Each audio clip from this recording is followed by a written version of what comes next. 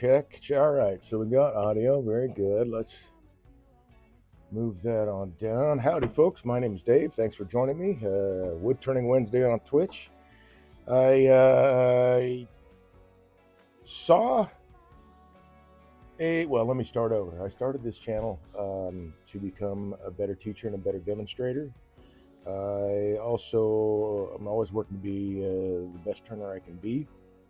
I enjoy helping other turners become better turners as well. I really love teaching this stuff. And the more that I go through that and repeat, the more I research and find things out to be able to pass on, the more that cements it in my own head. So the better the turner I become. Practice is the key, for sure. Okay, so I saw a neat little box. It was on Instagram, and I'm probably going to mispronounce this, but the channel is, or the Instagram account is Shison Wood, Shison Wood. Anyway, they did this laser cut tubular box, cylindrical box, and had a sleeve of it was either red heart or purple heart, I can't remember exactly, that they slid inside this box, and it was threaded and end capped and all that too. It was kind of cool.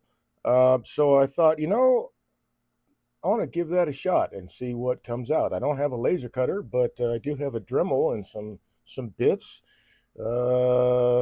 drills, whatever. I don't know. Let's play around, huh? So I've got this piece of poplar, and this piece of poplar is 2 1/8 inches square. And what I want to do is make this round and not lose that diameter as little as possible, and because I have this piece of walnut crotchwood that I think would make a lovely outer sleeve for it. So we're going to round this out, which reminds me, I forgot to mark the center on this dude before. I got the center on these guys so I could put it between centers. This one's going to start between centers also, to make it round and make it easier to use the Forstner bits and all that. So there'll be tool work and Forstner bit drilling, stuff like that. It's I want to try to make this a simple project. So I have a 2 1/8 inch Forstner bit, and I forget what this was. I think this was almost 3 inches, 2 3/4 by 3. So it'll be big enough. At least this much of it, anyway, will be big enough to create an outer sleeve for the box. Let's see, we'll mark that side. Oh, this one might be interesting. Since I'm missing corners here, let's see if I can line that up. And let's try to line that corner up way down there.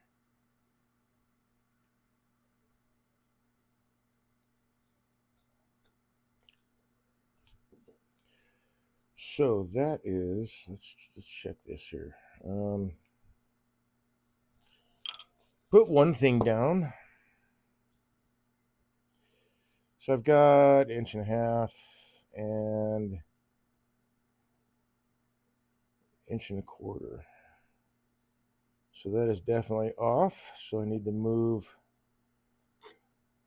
that way with it. And then let's see, what do we got here? 1.5, and this is 3 inches wide, so I just need to move it 1/8 of an inch this way.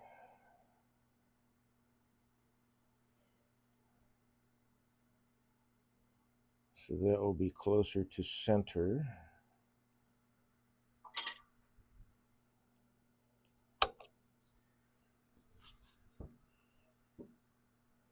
And let's double check this guy just to be sure. I have 1 3/8 and 1 3/8 there. 1 3/8, 1.5 inches. So that one's really close. Let's see if we can just shift it just a bit. There we go. Yeah, I do have the audio on. Ah, goodness gracious. It looks like the tune stopped again. Interesting. Ah, there we go.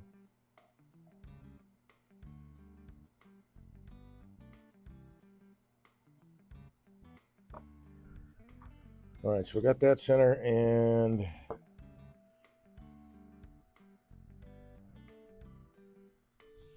you know, I should have popped this hole before I did this. I think I need to move this way.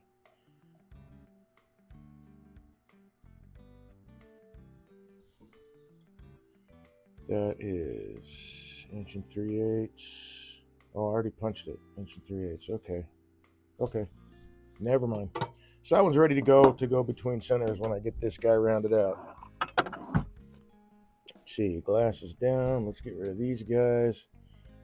And let's see about making this guy round, shall we? Let me raise my tool rest up just a bit.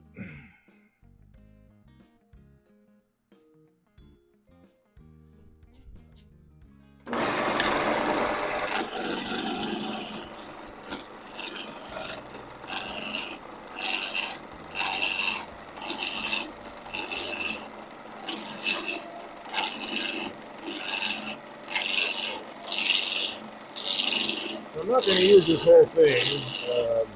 That blank is definitely less shorter. I figured I might as well round the whole thing out.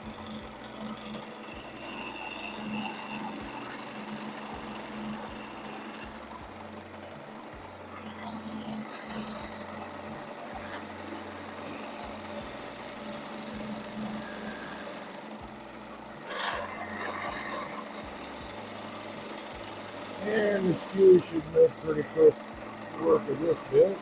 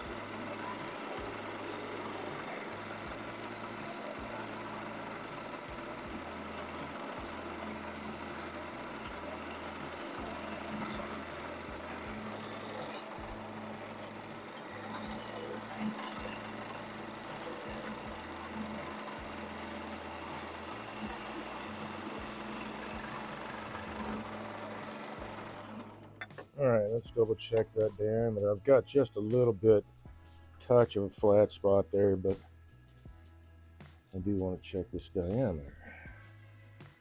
And that is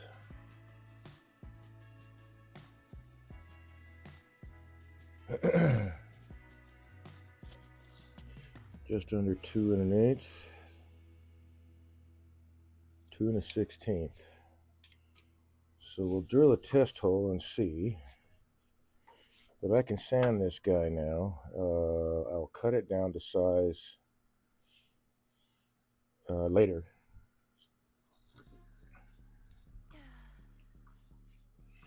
I'll round this guy out next.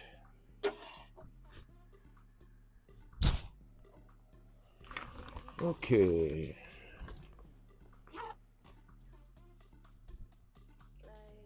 Need to mask up a little bit here.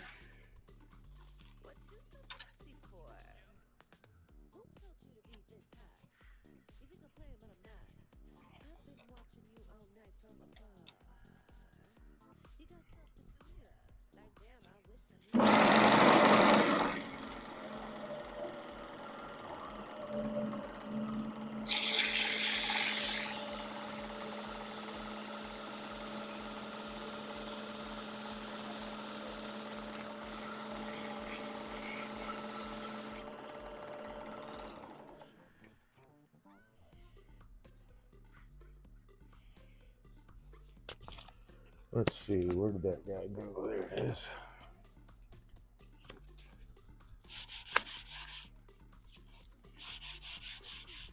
So we'll see how this turns out. I think that might be I just thought it'd be a cool project to start with.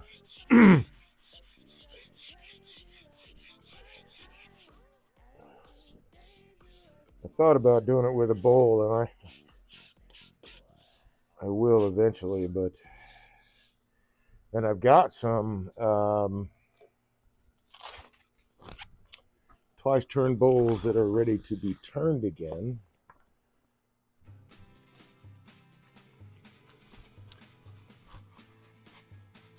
So they'll be easier to fit something into. Well, I mean, I'm going to be using seasoned wood regardless.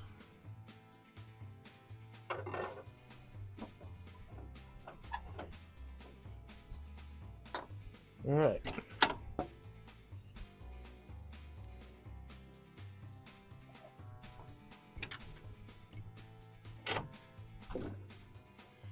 So I do have,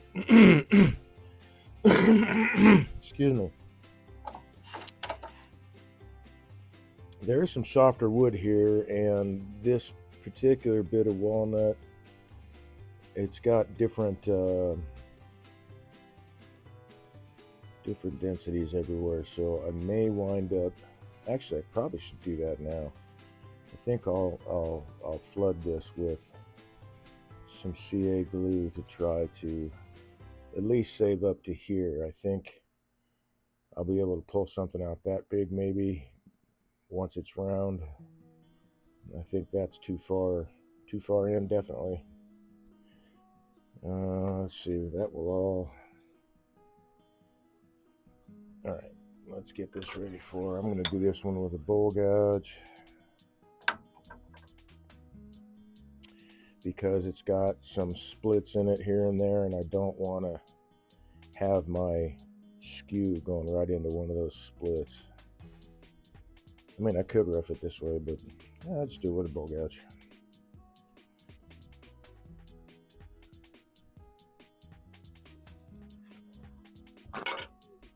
Okay. So I suppose I ought to get some glue. And did I leave the accelerant out here? No.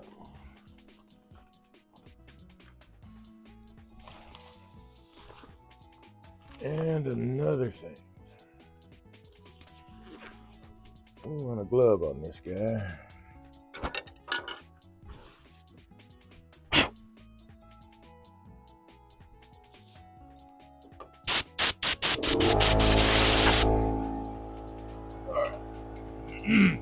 Connor Mello. Hey, how you doing, Connor? I'm doing all right.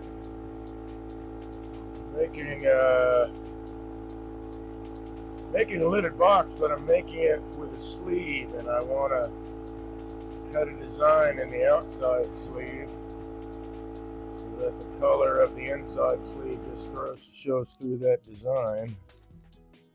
I saw it done on Instagram. Shisson Wood is the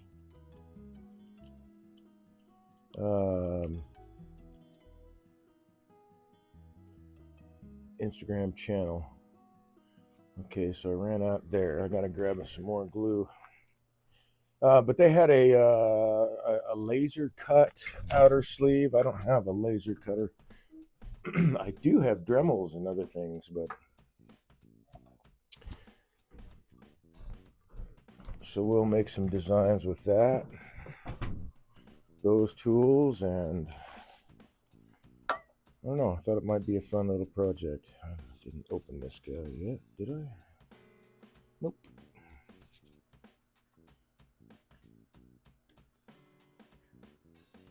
Ooh, man. The fumes coming off that piece of wood, stout.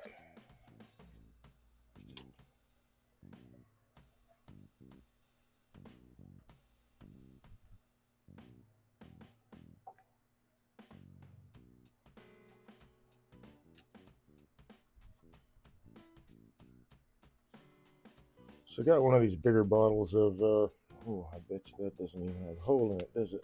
Oh, it does, good. I got this bigger bottle of thin CA glue, mostly for flooding pieces like this. I think I've come across a few more pieces. Oh, that's not punched. Well then, we'll have to do that. I think that might work.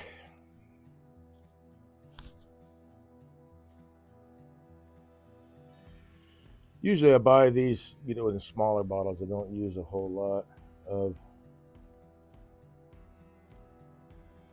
the thin CA glue. It's mostly for this kind of thing. Flood and plasticize the wood some.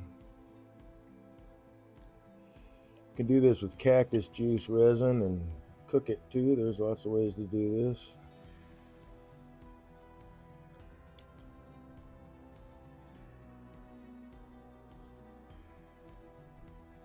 This is just the simplest for me. Let's see, I don't want to cap that up because, funnily enough, CA glue tends to harden in the absence of oxygen. So we won't cap it.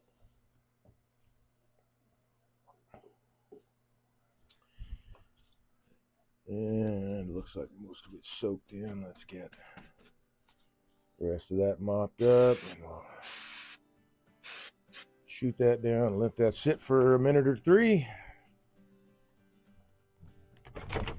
Actually, I can take this CA glue inside as well.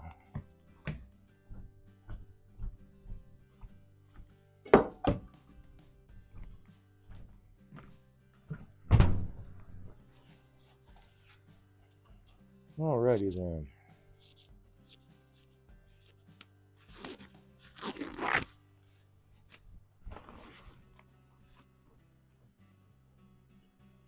Give it just a little bit longer. Don't want any CA glue spitting out of me if I can avoid it.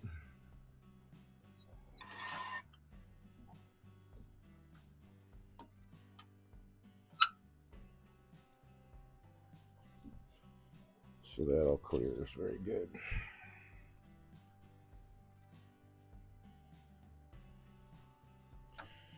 All right, let's get to turning. I guess I could speed that up.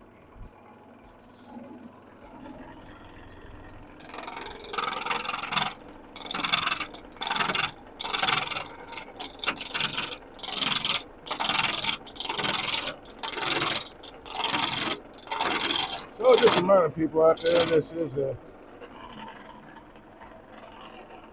live and interactive broadcast. So if you have any questions, any comments, please put them in chat. I do pay attention to chat.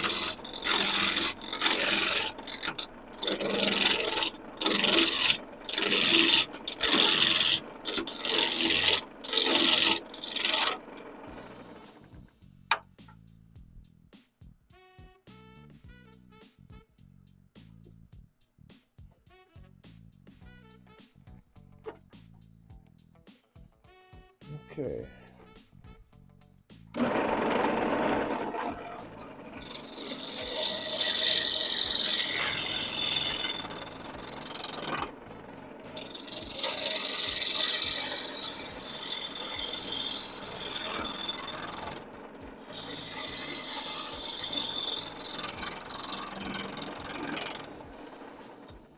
Probably don't even need to turn this part. Well, yeah, who knows? I might use that as part of a resin pour, maybe.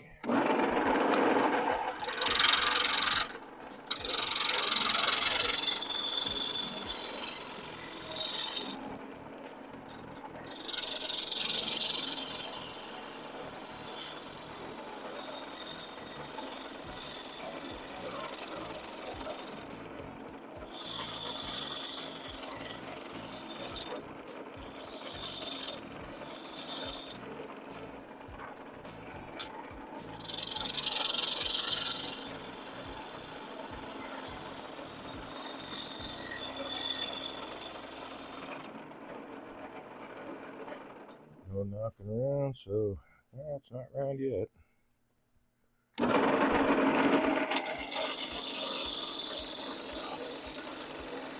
Oh, I can tell already it wants to be cut this way. This direction, that's a much nicer cut. Still not there. Let's take a look though. Yeah, I should have plenty of room to do this. You see where it's softer in here. I wonder if I should flood that. Well,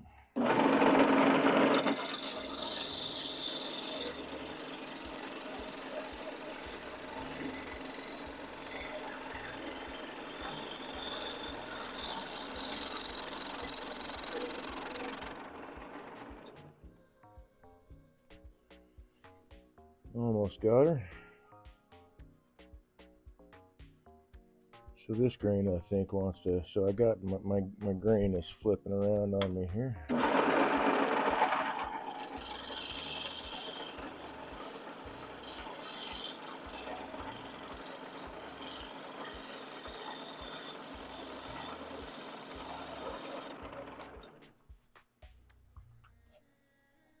Yeah, so this grain wants to be cut in this direction. That's a lot cleaner cut than what I had after one short pass. And this is not as clean, so it's not a lot as much tear out as I was getting here though, so I think I'll just stick with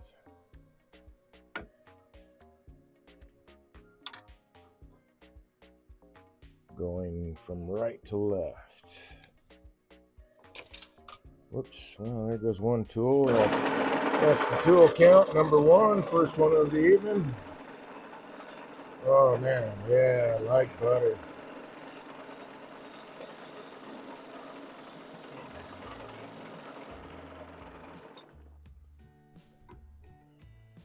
Looks a lot nicer. Still got a little bit of that flat spot, but I gotta pick up that first drop tool. Maybe I'll keep a running count, man.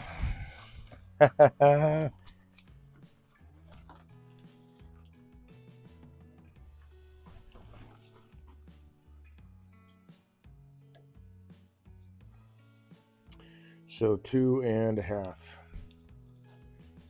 That'll work. So I've got, this was 2 1/16 it wound up being.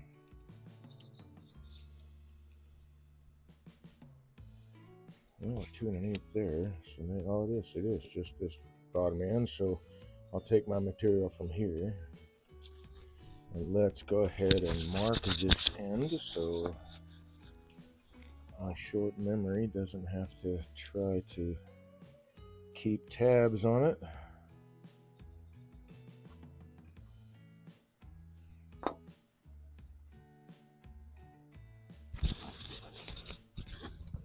Connor Mallow says, if that's black walnut, it's a pain when you go the opposite way where it wants to go, because I made a black walnut bowl a couple weeks ago and it was interesting. Yeah, it can be. This is a black walnut crotchwood and the grain is just going every which way. But with the skew, this seems to be going okay.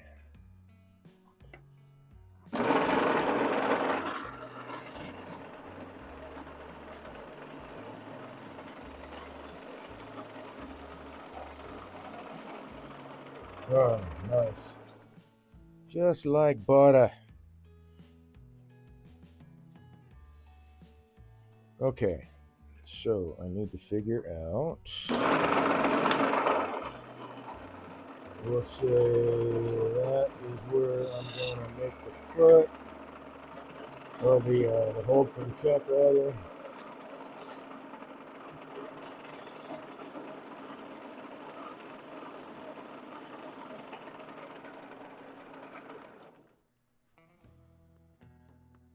And that's all I need for that. I need to, well, no, I've got end caps. I've got pieces of, some other pieces of black walnut here that I can use for end caps. So I don't really have to worry about leaving space for a lid here. Let's just go right here.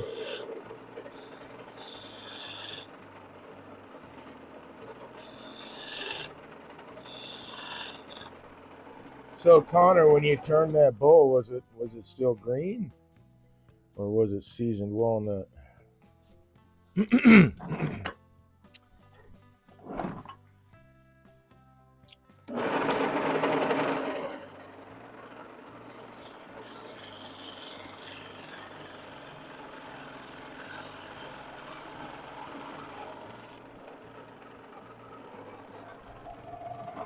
Not quite sure that heated that up. Okay, so I want to do two things here. I don't want to, I'm going to set up to drill, but I want to drill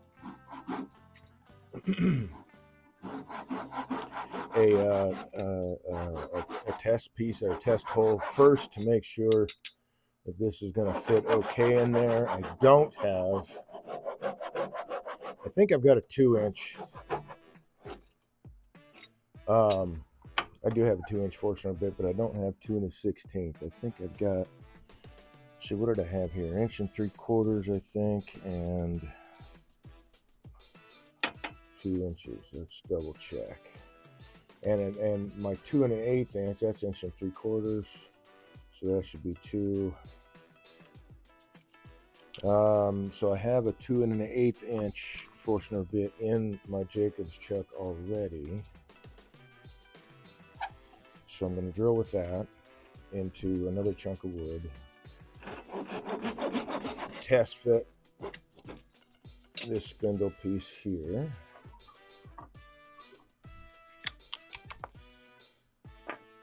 Before I drill this guy for the sleeve. That way I'm not making a big hole that I got to scramble to find another larger piece of wood to fill with.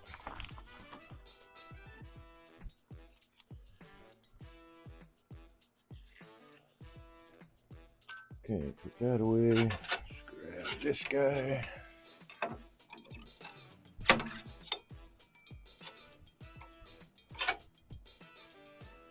Oh, yes, got to keep the shavings off the confuser. It was still green, and I waited a couple of days before putting vinegar oil as a finish. Oh man, I bet that made it really, really dark. Yeah, vinegar oil. You mean like vinegar and steel wool? Because I bet on walnut that would make that really dark. The tannins reacting with the iron from the steel wool. Okay, let's see what we got down here. Oh, let's check this out. What is this guy? Too big. That would be a good.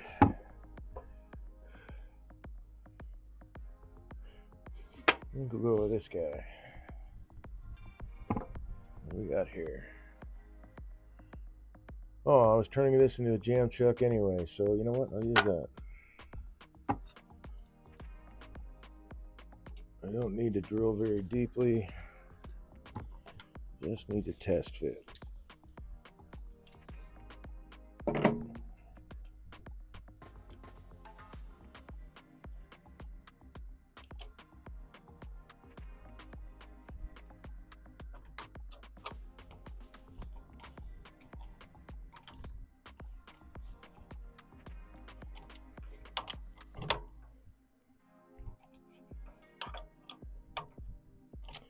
Alrighty. Slow that guy down.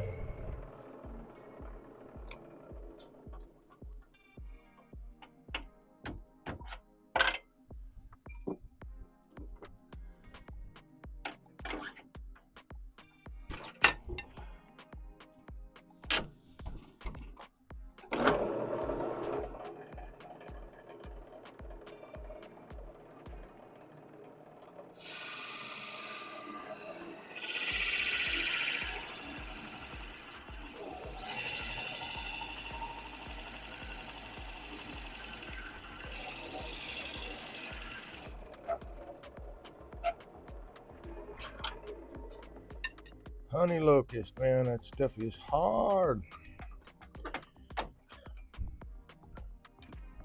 But I do need to take some of these bits to have them sharpened. You know, that's a pretty... Well, I got that flat spot, but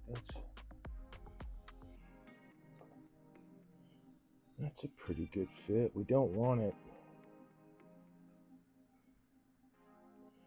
Yeah, that's a pretty good fit. I don't want it... I mean, a friction fit would be okay, but I can do that with the end caps. I just don't want it swimming around, and it's not. It's actually fairly okay. All right, so we will go with the 2 1/8.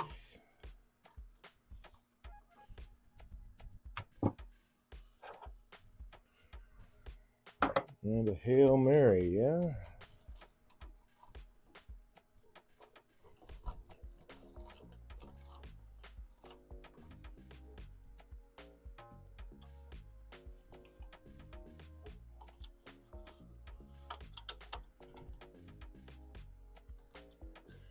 So since I'm making end caps, I actually, and you know what, I'm going to drill this with more than one. I'll do it with a 1-inch bit first. Drill it all the way through, and then the caps will hold everything in place. Yeah.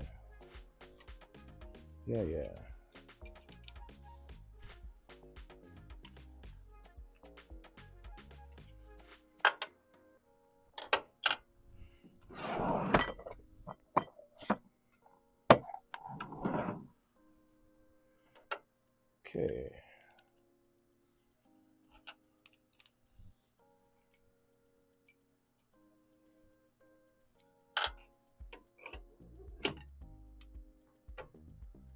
This won't get all the way through.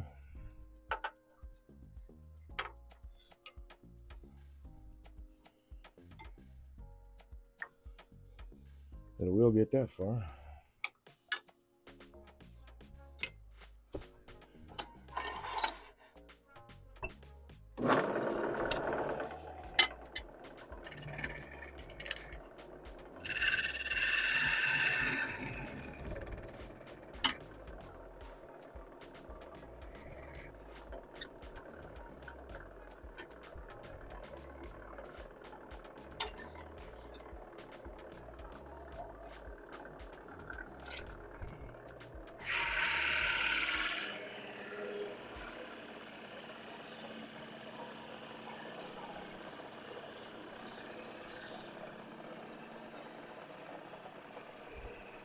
I think this black walnut sometimes kind of smells a little bit like, whoa, what in the world's going on there?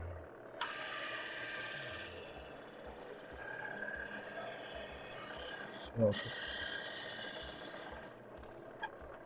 I think I'm pushing the bit. Yeah, I am. I'll be dogged.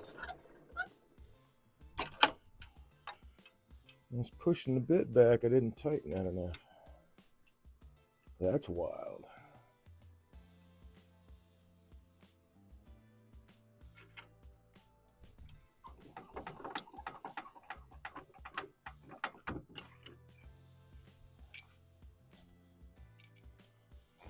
Could be something in the middle of this thing too. I don't know. That's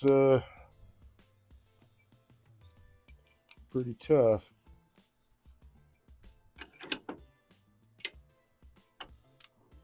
Heck, I found barbed wire nails and all that kind of stuff. Let me grab a flashlight really quick. Fence staples, all kinds of wild stuff in trees when I've taken the timber down to turn. Barbed wire even. No, looks like timber to me.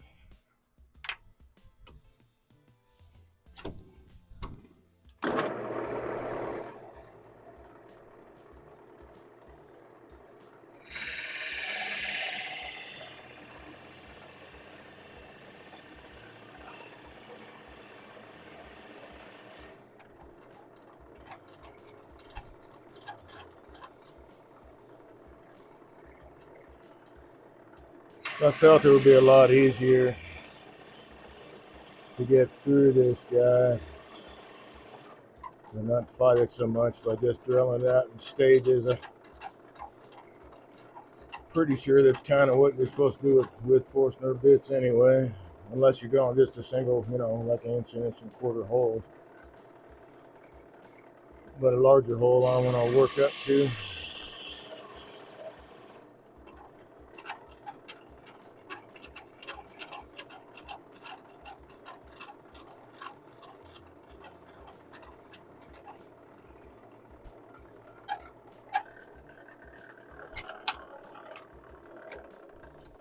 Okay, that's as far as that beauty's going.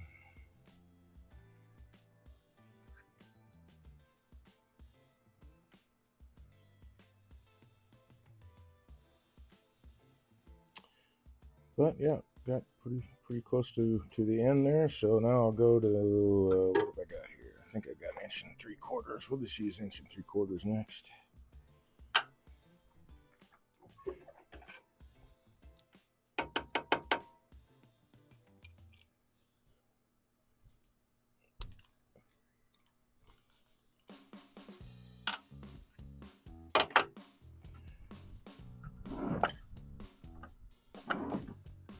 She's a little bit long.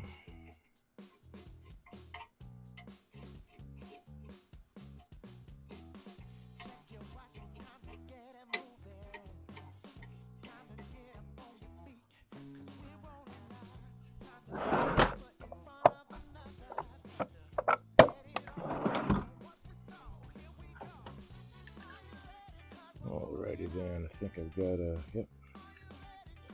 little bit of a flat spot there that I ground into this one.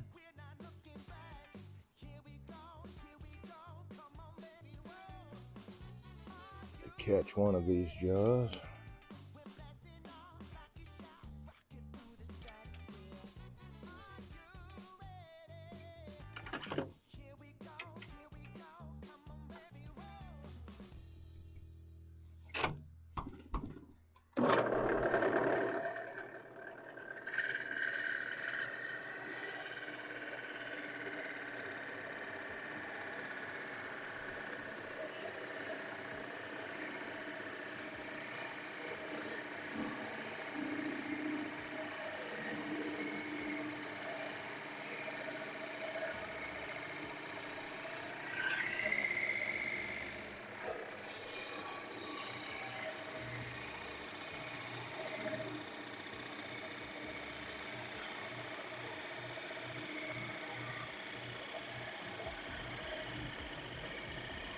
So this is a piece of crotch wood, and it did have some splits and cracks on the outer part of it, so I'm not trying to push this thing. For one, I don't want it to start dancing around, and for two, I don't want to try to split this open.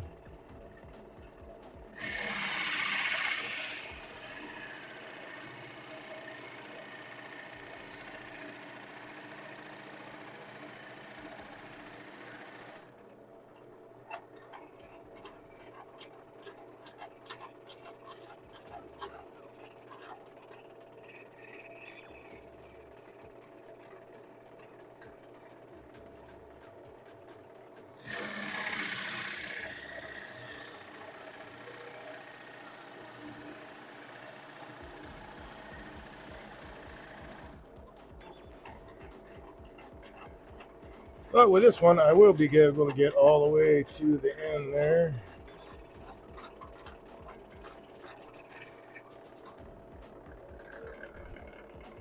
Take a look at what I got here. Let's see. To there would be, we call it 3 5/8. Alright, so I just want to go to 3.5.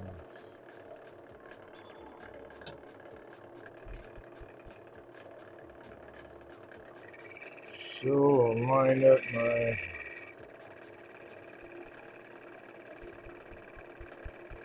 come on. Oh.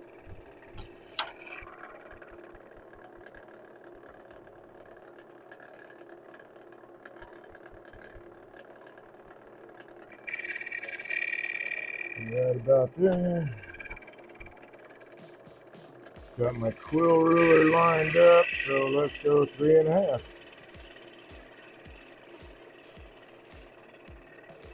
1, 2,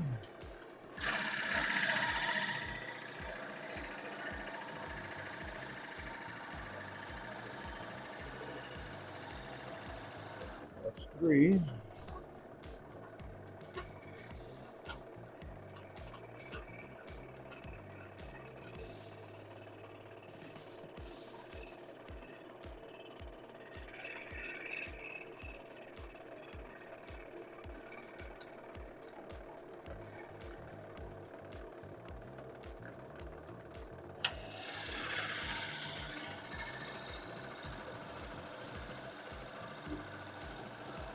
You know what, we'll just go 3 3/8.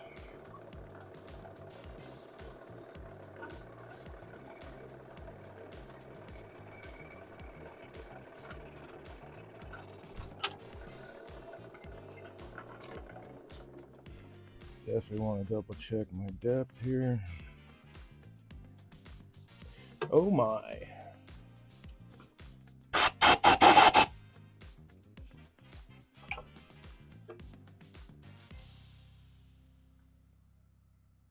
It's 3 3/8. Yeah, that'll work. Well.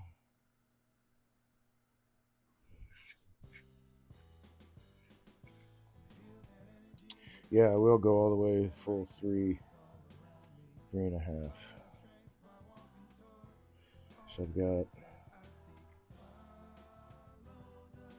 3 3/8.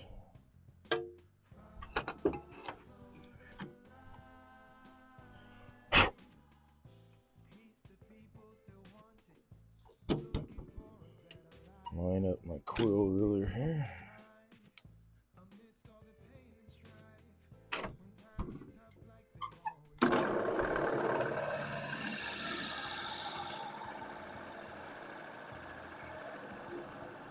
So I just had to drill another 1/8 of an inch.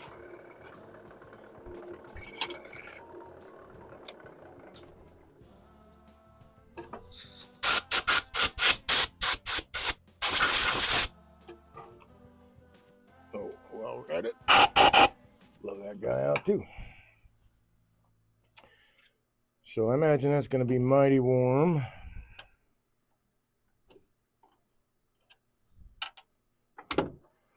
I'm going to go set this on some metal over here.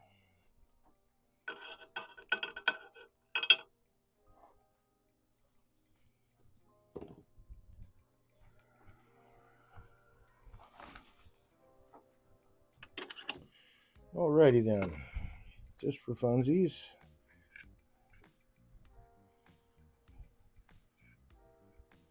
So I can make this guy thinner even, which I will need to do. 3.5. Just shy of this. That's awesome.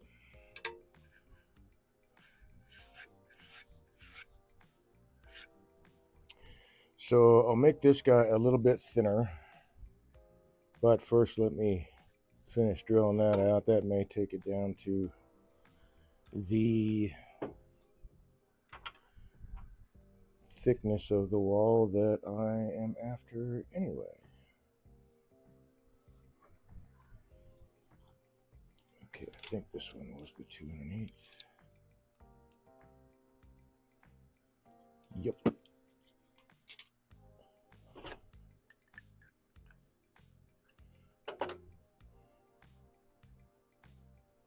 Actually, yeah, that might take me right to be really close. Ha ha ha. Don't get to count that one because it didn't make it all the way to the shavings.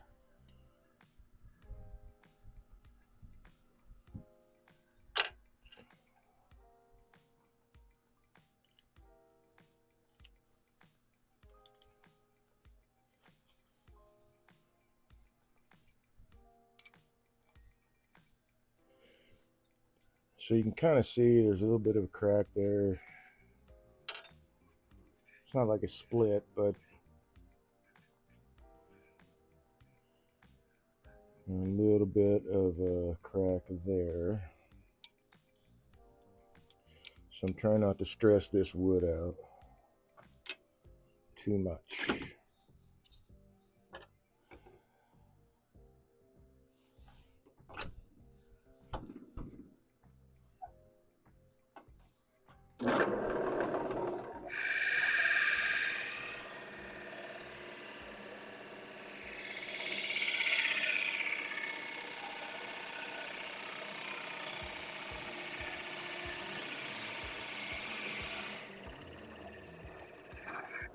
So this Forstner bit's a little dull. That's a bummer.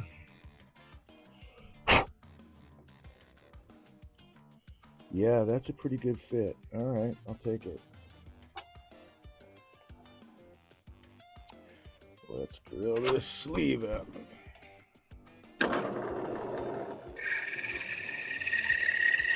Orange Dan 70. Oh, let's see. First time chat.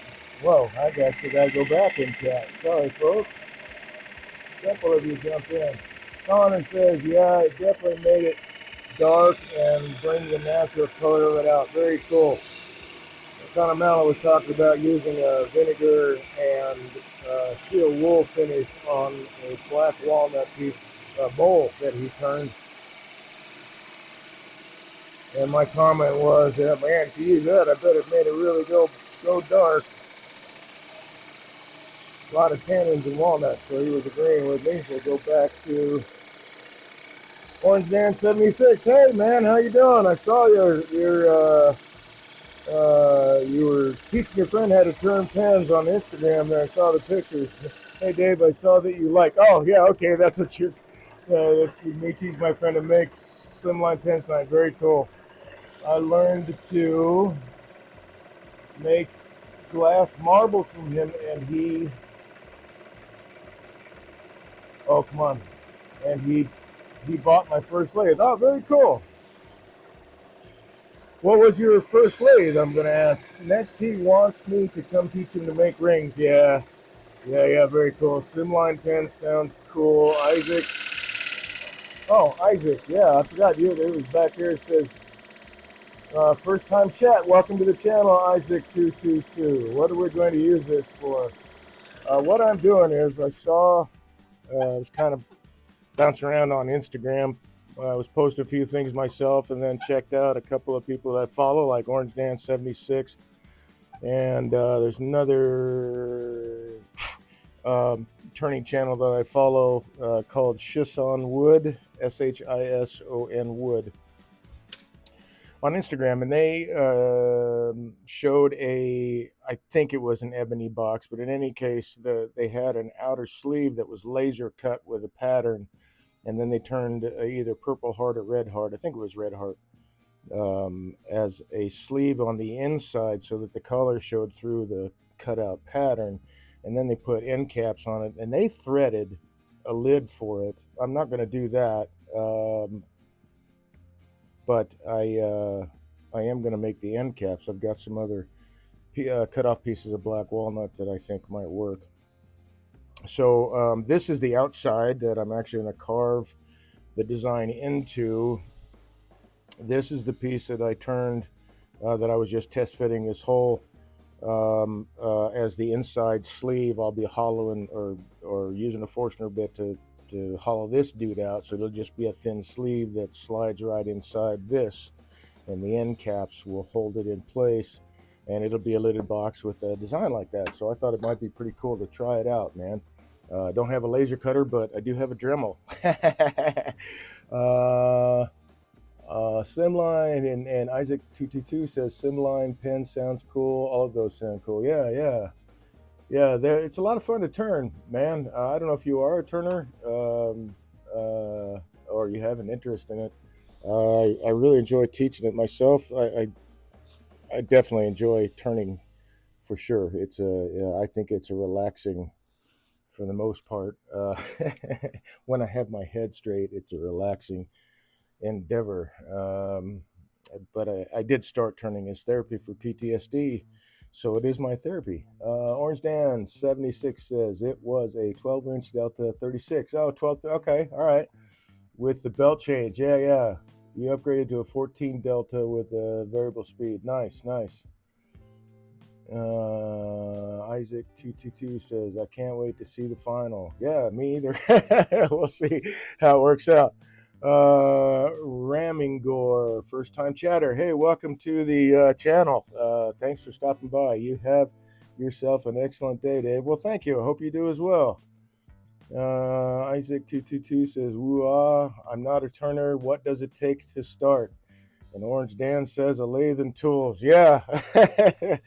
The not necessarily, but the lathe can be the biggest. Well, I guess usually would be the biggest expenditure, right? It doesn't have to be a $3,000 or $4,000 or $5,000 lathe to start. You can find some decent MIDI and mini lathes at, and they're older, but they still run well for $400 or less. I personally, I've had experience with Harbor Freight lathes. I had the $200 model. I had to reinforce the whole thing with 2x2s and 2x4s. So because it was the ways are square tubing but really thin, and so it did like to bend. That was my first lathe. This is my second. I really like this lathe. This is a nice jet. But yeah. So I learned a few things on that lathe, mostly the things that I was not doing correctly. Broke some tool rests. Did I break a banjo? Yeah, I broke a banjo and 2 tool rests. What else did I break? Oh, a skew and a scraper on that lathe. But I was following like YouTube and stuff like that, and didn't really realize at the time that people do a lot of people do stuff on YouTube for the views and not for, it's not necessarily the safest, maybe even sometimes the smartest thing. And I got, I paid attention to some woodturners on YouTube and tried to follow along, and I was following along like the wrong stuff. I found out actually about 2 years into it, when I was about to give up, I found out. Well, I don't know if give up is the word, is the whole thing, but yeah, I think I was getting to the point where I was doing okay, but not with. Oh yeah, that's definitely a crack and a split. I'm glad I'm taking my time. So that's 3.5. Oh, I'm right there. Cool. I think I'm gonna go ahead. And flood the whole outside of this thing. It is a little bit softer piece of crotch wood. It does have some figure in it, which is nice. But I'm getting this crack here. Some of it, I'm sure, is because the Forstner bit is expanding as it's heating up. But I have drilled as far as I need to hollow this thing out.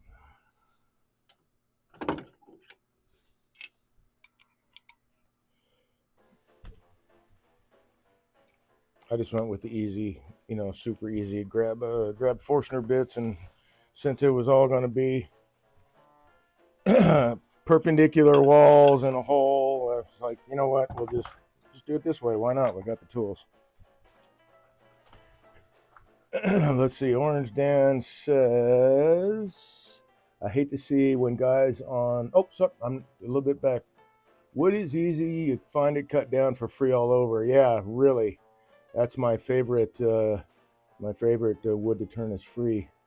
Sounds like a good investment. Yeah. Orange Dan says, I bought a couple from Facebook Marketplace for the tabletop lathes. I paid $150 to $300. My larger one I paid $600 for.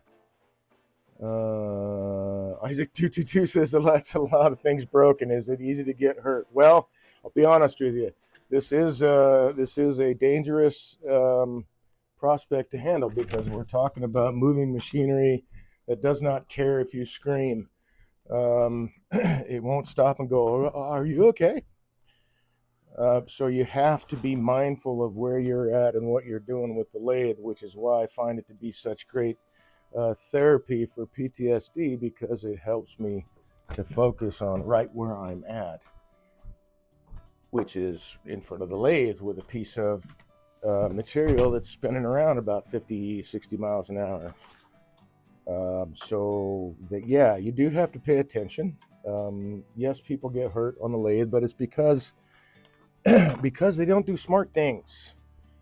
Sometimes, sometimes, you know, it is. I mean, it's timber, right? So you really don't know what's going on with the guy until you start carving into it. I've had pieces of burl that just flew apart and exploded on the lathe because the inside was full of spongy fungus, and there was no way to see that from the outside. So once I got in to break that wall to the inner chamber where that fungus was all in there, it just flew apart.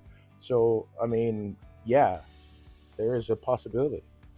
But, you know, you do your best to mitigate those things, like not staying in the line of fire from rotation, because the piece is, you know, if it's coming off the lathe, it's going to want to come up and either towards you or away from you, usually towards you, because it's spinning this way. And if you keep yourself out of the line of fire as much as you possibly can. Oh, there it is.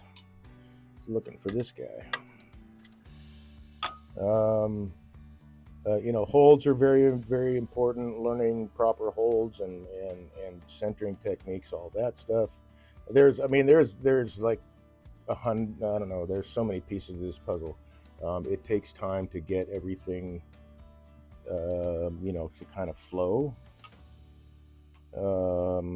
But with practice, it just becomes easier and easier to work.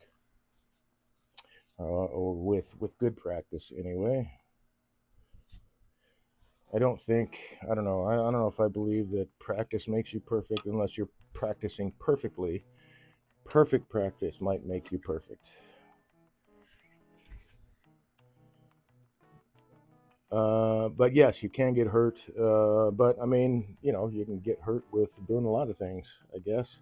You just have to be aware of what the heck's going on with you. You face shields, eye protection. When I sand, I'm usually wearing breathing protection so that I'm not breathing in the sawdust and possibly developing some kind of allergy to whatever timber I'm turning, or timber in general. I think that would suck. I do. My first mentor, Lyle Jameson, is actually allergic to cedar. So I found that out when I wanted to turn a piece of cedar when I was working for him in his shop. He had to leave. He's like, "Nah, no, I can't take it. I'm allergic to it now," because his dad used to make furniture, and he used to help his dad a lot, and it was a lot of cedar furniture and a lot of that sawdust. Oh, I didn't quite make it all the way down. You know, I'm going to have to keep drilling. Oh, you know, I didn't catch that lip. That's why. I thought I measured correctly, but there's a lip down there that I didn't get to. So we are going to put this back on, which is why I marked that guy, so I can get it back in place and actually finish drilling this. I missed that lip with the ruler when I was measuring. Running true, so that works. Let's go back and get the Jacobs chuck and the 2.1/8 inch Forstner bit. Come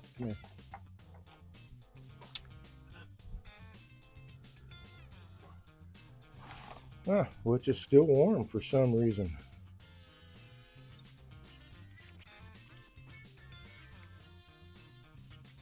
Bad attempt at a joke.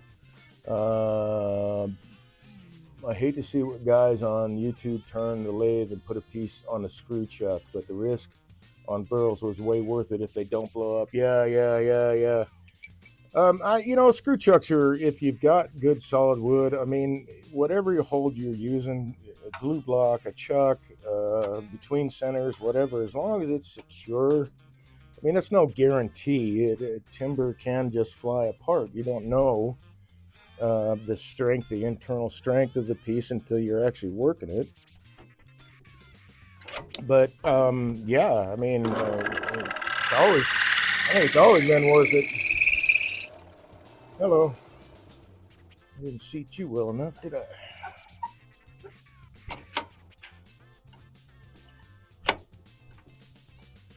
And the grain is my fave from Burls, Orange Dan says. Yeah, I like that, and I like crotchwood too, because you get all the feathering and stuff out of crotchwood. I think it's really great. The hurting will be worth the end product. Well, yeah, hopefully you skip the hurting part. But you know, when I'm working on larger diameter pieces, like turning a bulb, for instance, I'm not standing right here. I'm standing back here, turning the back or the front or whatever. I mean, I'm turning either the top or the bottom of the bowl, so I'm on one side or the other, and I'm out of the line of fire. It's just, you know, there's some situational awareness.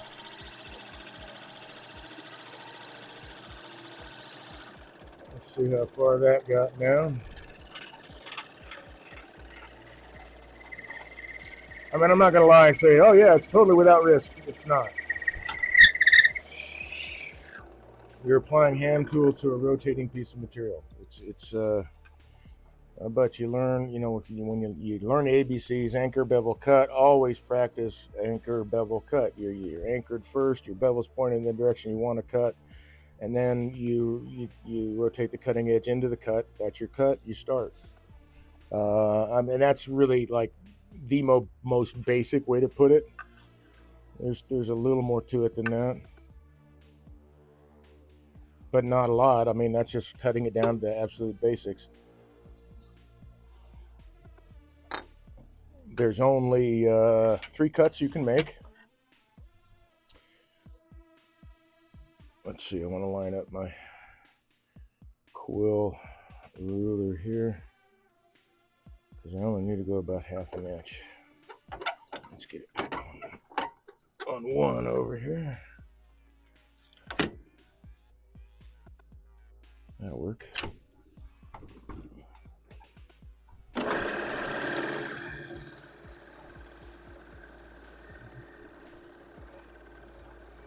Well, I guess I didn't get all the way in there. Let's try that again. Oh, that's because the banjo's in the way, Dave. You can't go anymore. There you go.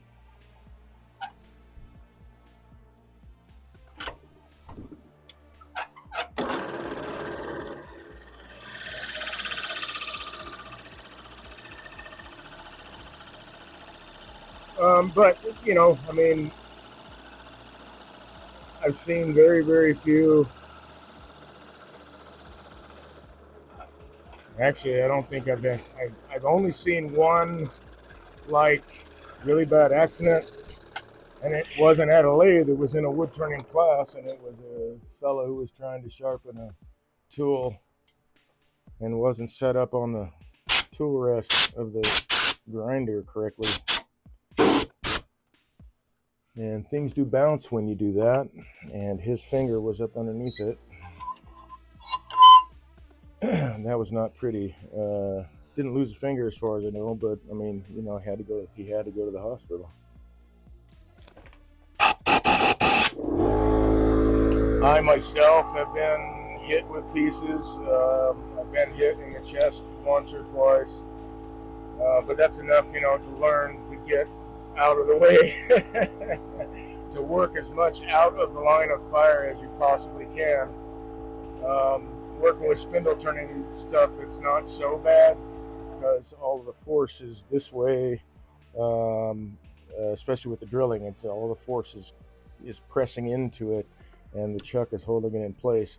With bowl orientation, I mean, you got wider wider diameter, which means that the outer diameter is going to be turned a lot faster than, say, this diameter, because it's got to cross the same amount of distance in a shorter amount of time, or a larger amount of distance in the same amount of time. That's we'll get that right. Yeah, I'm going to flood this guy.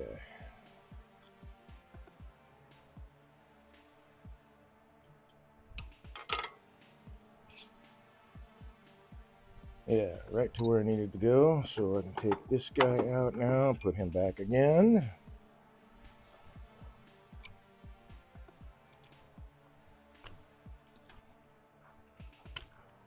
Sorry, hopefully I'm not skipping around too much on the conversation. Several things happening here.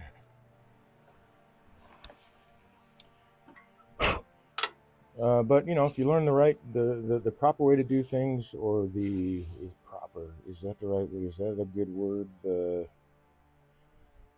best practices. How's that?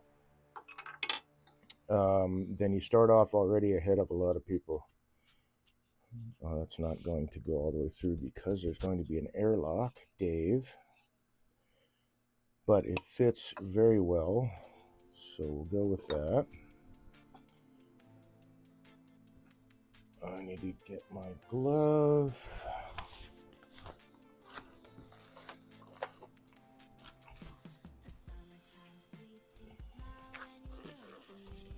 Because I don't need to stick to the piece too. Oops, excuse me.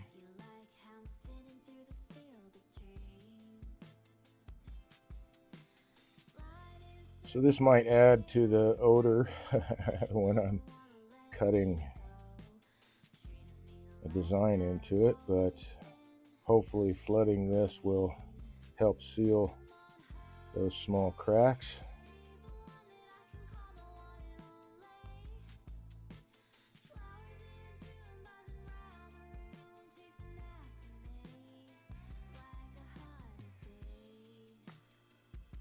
Whew, man, those fumes are tough. Keep myself out of where the fumes are too, the line of fire for that.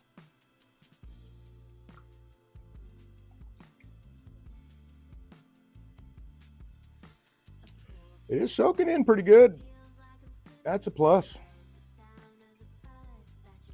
I don't think it will here though. That's all right. That's the hardest bit of the wood right there. Hi, Chihuahua.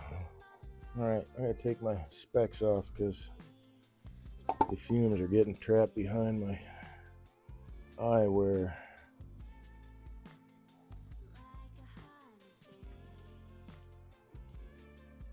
Let's do it again. Definitely soaked in there. And there. Well, look at that. Take a look at the inside. It's starting to soak through the inside, so that's good.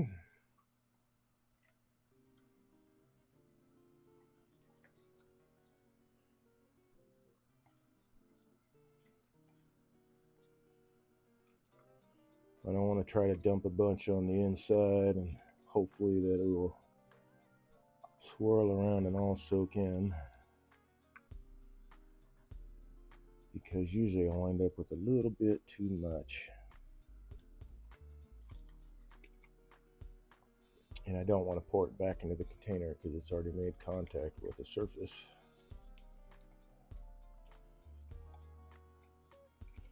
Yeah, that's soaking in real good. But hey, let's do some of that anyway. Ooh, that's hard to take.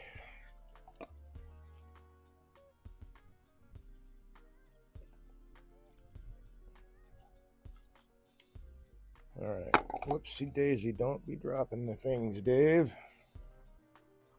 All right, I have successfully not glued my hand to anything. Hooray.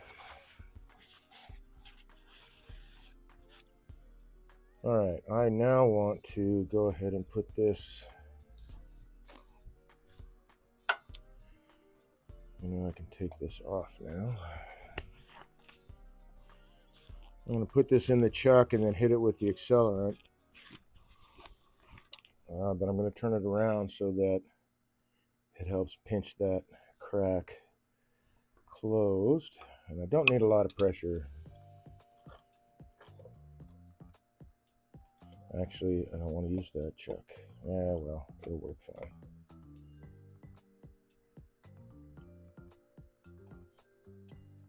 There we go.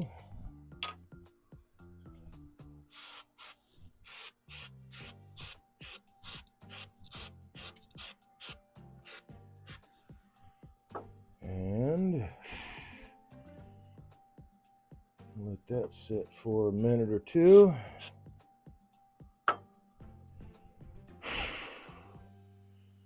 And then I'll spray the inside just to be sure that is also set.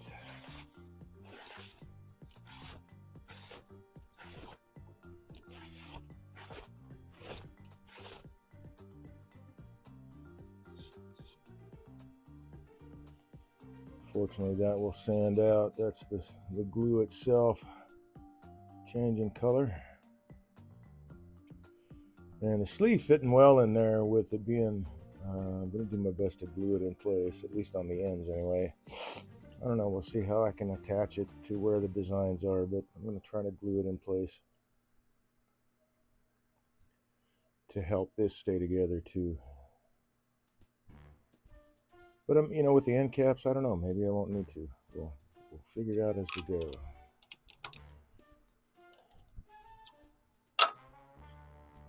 Orange Dan 76 says, and pens are easy peasy. If they blow up, you just get small pieces. Yep. Although I have gotten splinters from Wengi, turning pens with Wengi and finials. So you can get the occasional splinter. But typically, man, I mean, if you're following all the best practices, the only issue you have no control over is the wood. You've got control over your skill level. You've got, to a point, everybody's got a limit, right? Everybody's got a plateau or whatever, a level that they can attain, and that is part of the grooviness about the human race, is that there's so many of us, and all of us can contribute, and nobody has to be, the one guy or one gal who knows it all. 2, 3, 4. There we go. Let's look for my mark. There it is. I think that is a pretty good thickness that I want to see.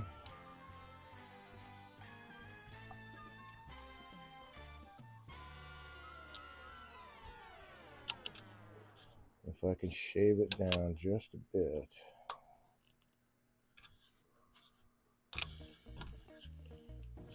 Parts of it are still warm. The glue's setting up.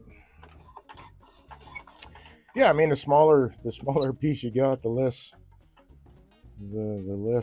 I don't know, perceived threat it is. Even large pieces can look threatening, but if they're secure, then most of the time you're all right.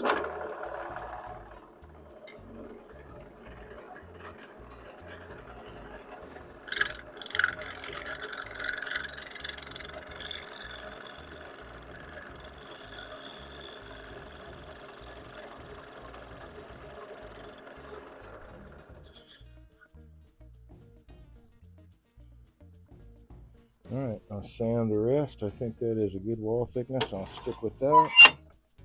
Let's grab the Grex sander here.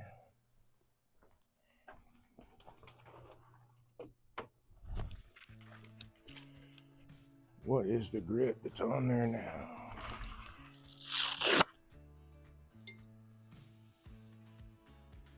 .220, all right. Perfect.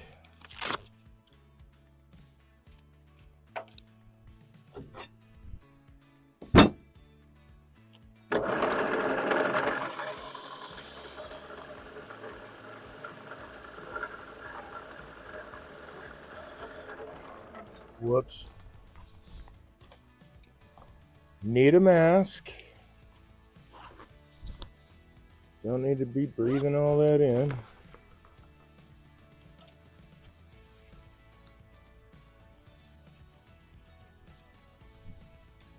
There we go.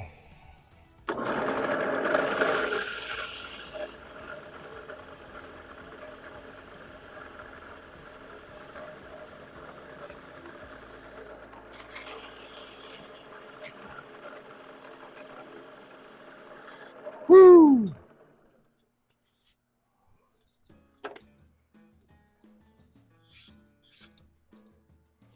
Let's see, let's get a fresh piece of 220. And then I think I'll take it to 320. There's my 220. 800, 400. That should be 320, right? 600. I was wrong.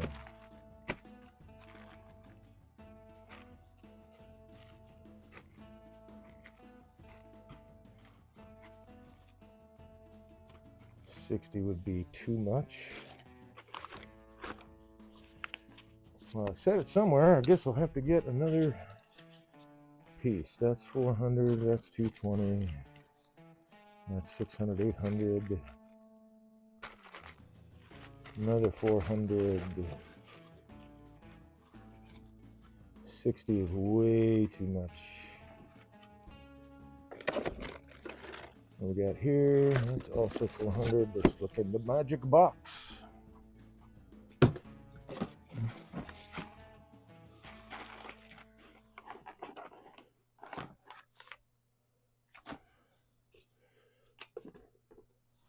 Well, we'll go with 400 then. Apparently, apparently, I have misplaced my 320.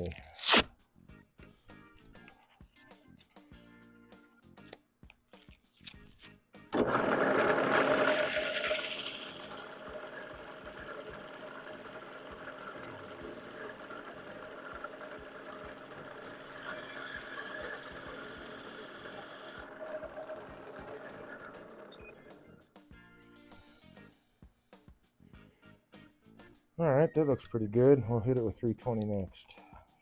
Or 400, sorry. Unless you are a piece of 320 right there. Yes, very good.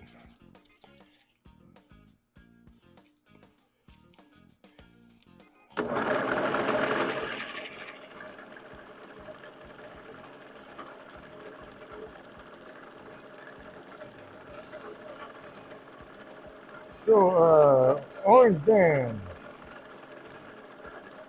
how often do you use a CA finish on your pens? What kind of finish do you usually go for?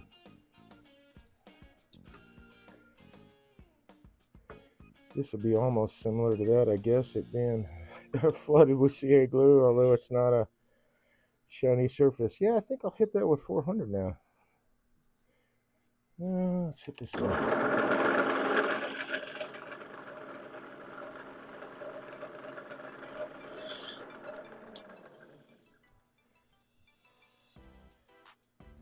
All right, so I'm going to leave this, like I'm not going to cut it or anything. I want to be able to hold it so that I can carve it.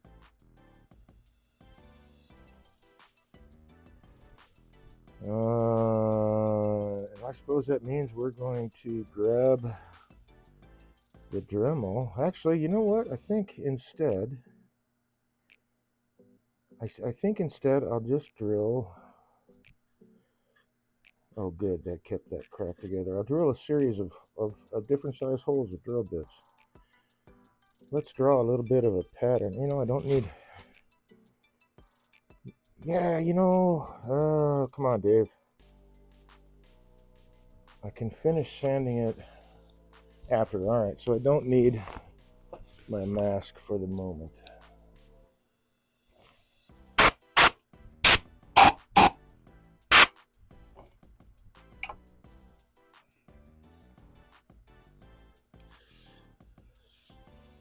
So yeah, let's do that. Let's just keep it simple. Like I say, I don't have a laser cutter. Let's draw out a little bit of a pattern here. What I don't want to drill, I guess, would be more accurate to say. So I don't want to drill in here. And I think I'll take it, I think I will take it up to here.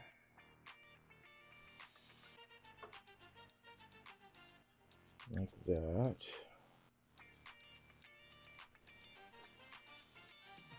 I'll leave this in here like this. What else do I got? Got this bit right here. So this feathering I don't want to drill through. So I'll take it from here. Let's see, let's go right there. I don't care if the lines are straight because I'm going to be drilling round holes, and it's alright if it doesn't, you know, it's alright if it's not like, I don't know, some kind of perfect whatever. It's got to be a hodgepodge, right? So I'm going to grab my cordless drill here.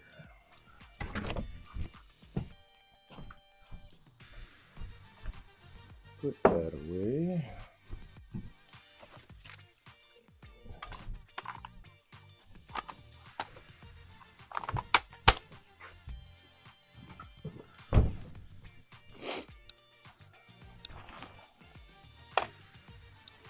And let's drill some holes.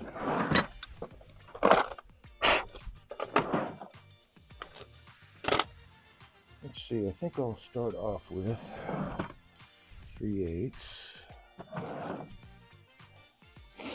since I don't have that in here.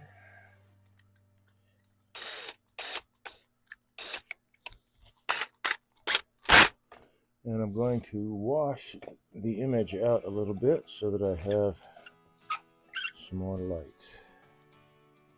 Or do I want a bigger hole here? I don't want to use that bit.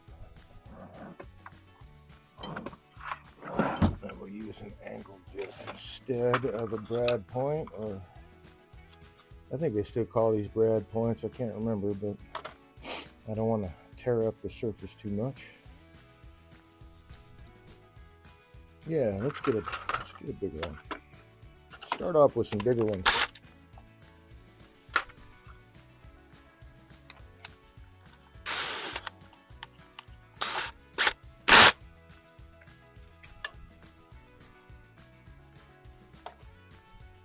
And let's put, oh, I don't know, let's put a big one right here.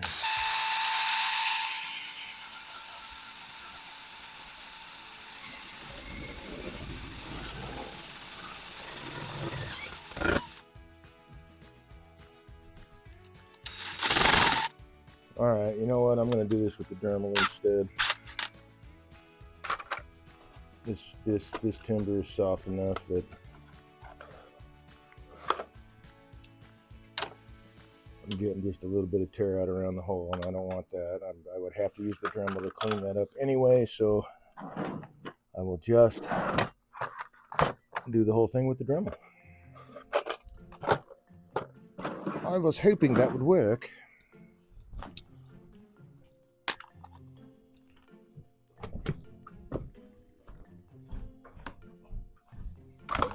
Okay.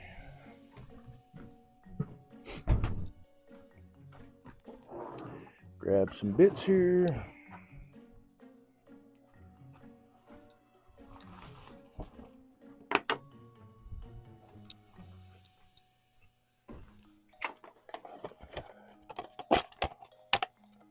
And a Dremel.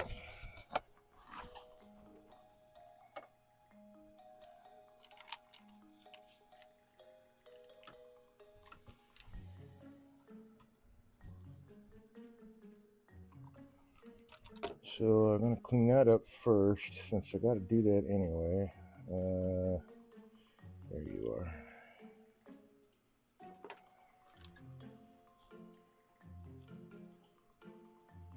And you know what? The bonus is, hey man, I can have oddly shaped holes.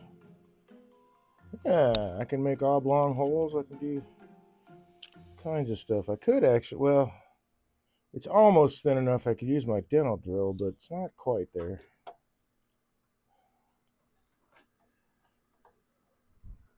Let's see. Yeah, I'll set you right there.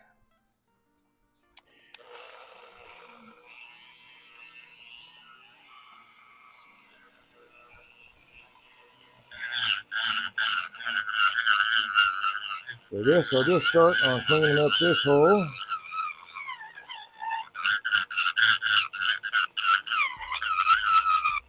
Let's see, I guess it doesn't really matter if it burns.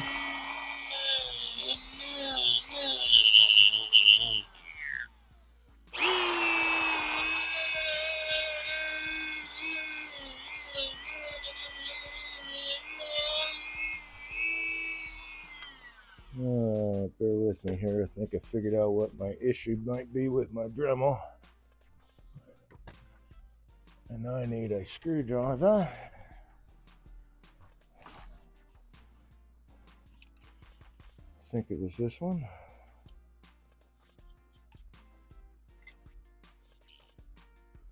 It's like the spring isn't pushing the brush down enough. But I will also rotate it 180 degrees.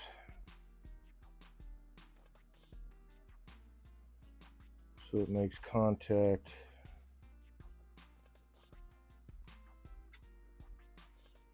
a little bit better.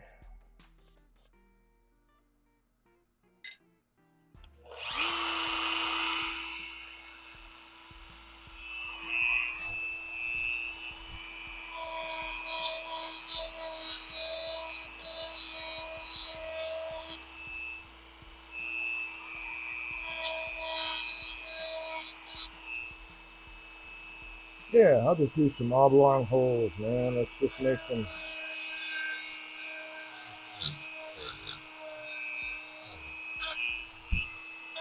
Whoops.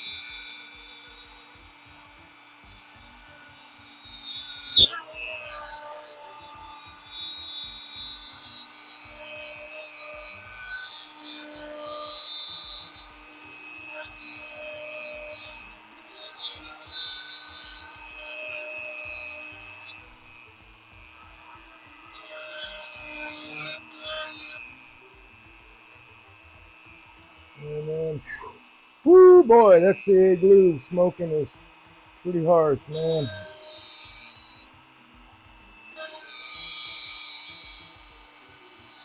Well, bummer, my sister's calling me and I can't.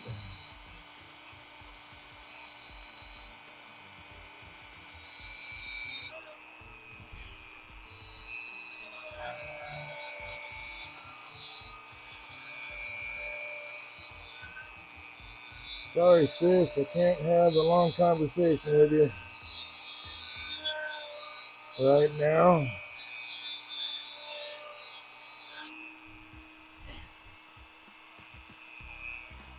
Okay, let's put one here.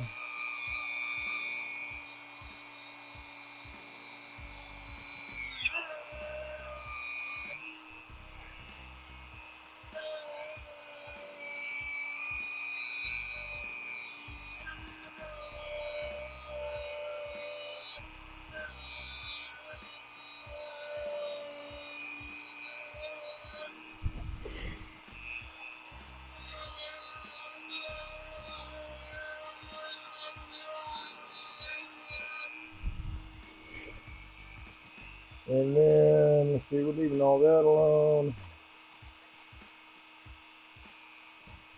This will put one here.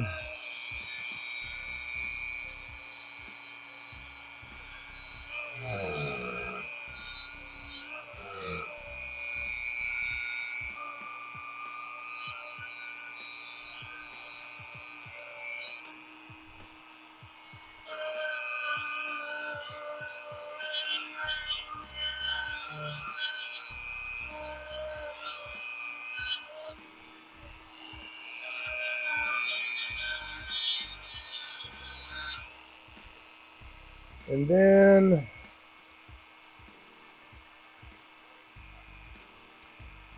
I think that'll work. So we'll swap a bit out.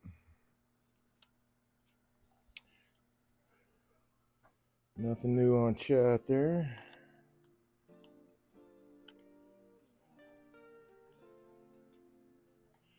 And by the way, Dan, thanks very much for answering those questions too, faster than I could get to them. I appreciate that.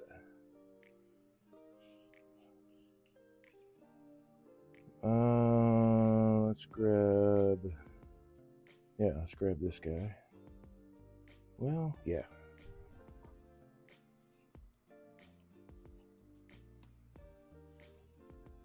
Wrench.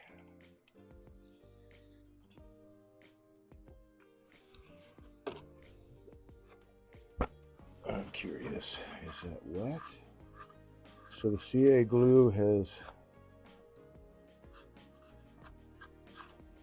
shined up the outside somewhat. Wow.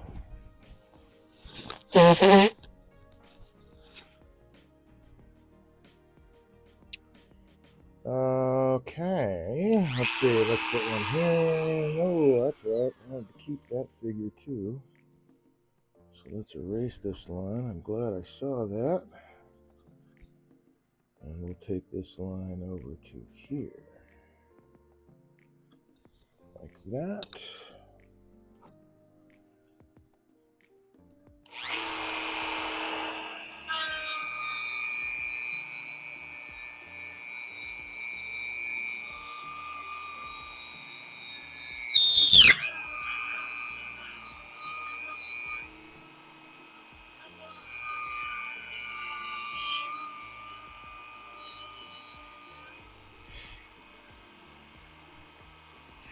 Whoa, man.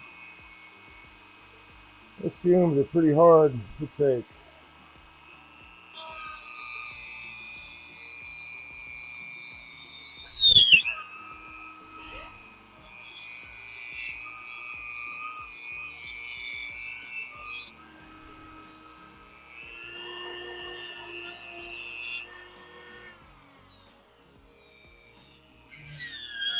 I'm still gonna smoke anyway, alright.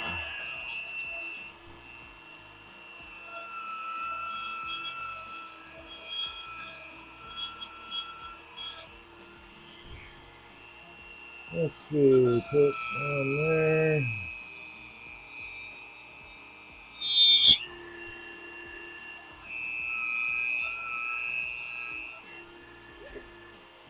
And one there. And one there. How about one up here?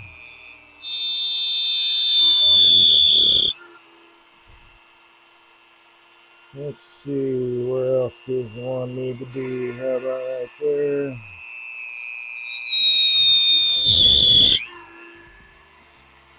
And right there.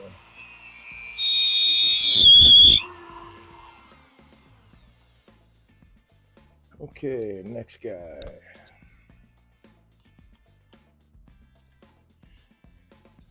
Now that I think about it, I think with the smaller bits, drill bits, I'll have, let's see, I might have a little bit better luck than with the larger ones. Yeah, I'm gonna give that a try.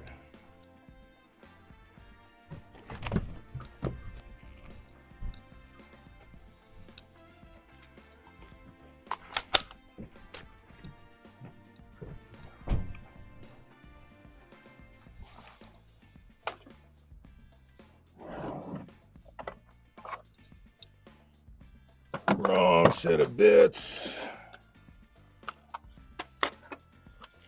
That's got a brad point, that one does not.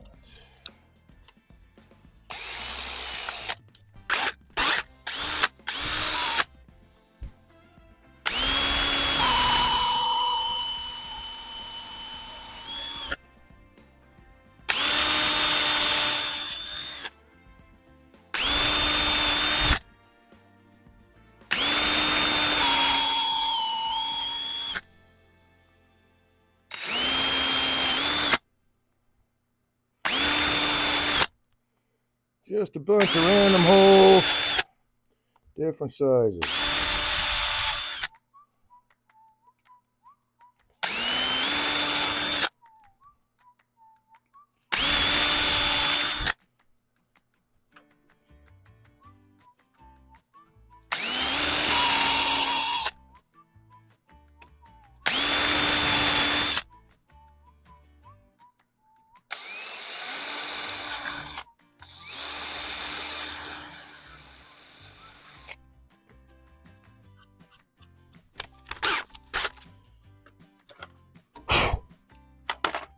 I should learn not to leave my open boxes underneath that. Let's see, let's get some smaller holes in there.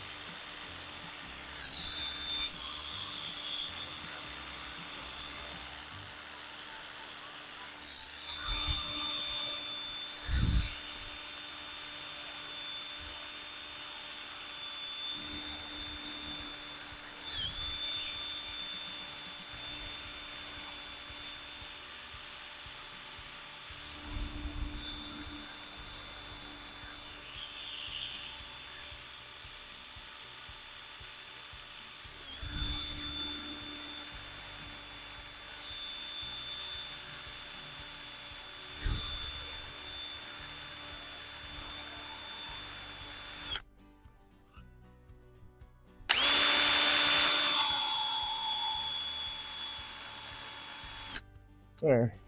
I think we call that good. It looks like a plethora of holes to me. Kind of sort of random.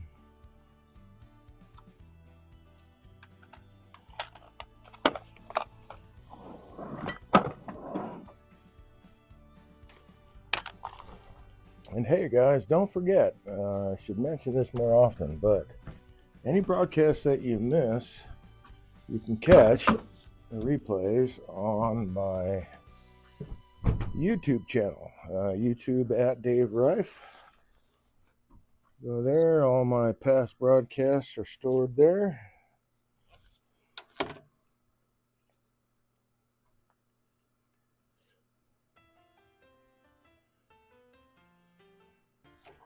Okay, let's move this stuff aside.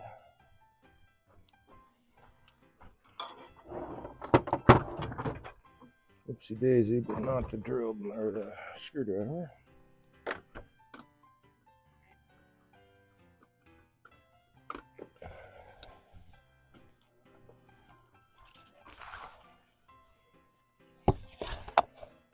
And we just got a little bit of sanding to do, and I can move on to the inner sleeve.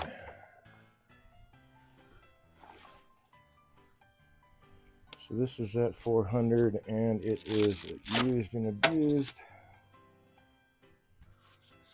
I guess that was 320 actually.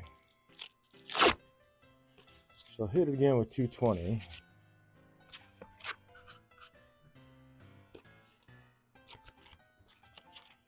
And I'll need to put the mask back on.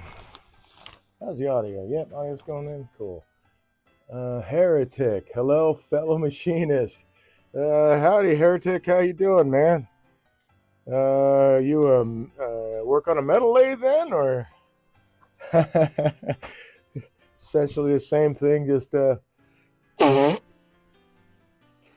in most cases softer material, right?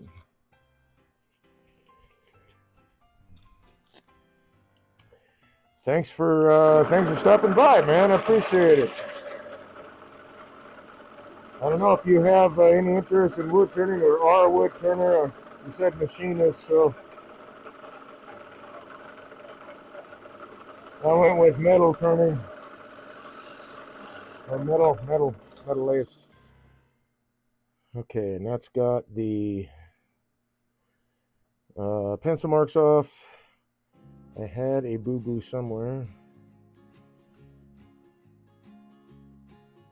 I must have sanded it away. Yay!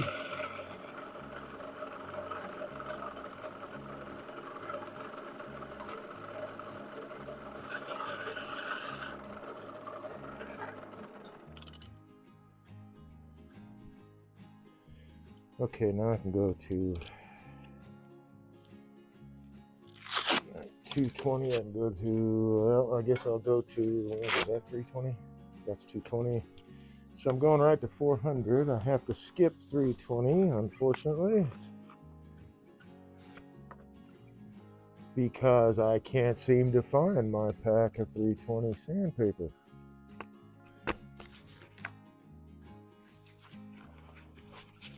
Although I did just find 2 pieces of it.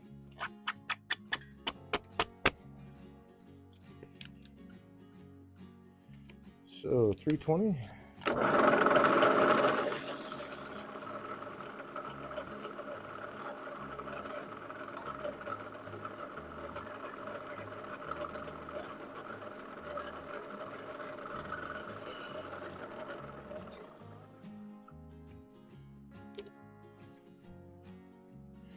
Looking pretty good.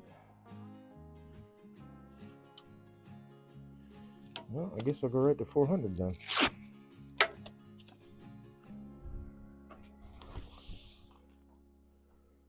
Six, 400. There you are.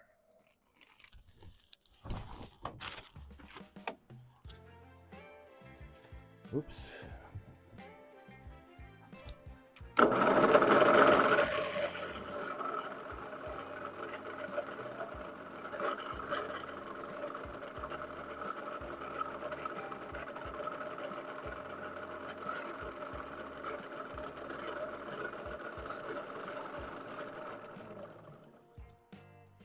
There we go. That'll work. Blow a little dust off of that dude.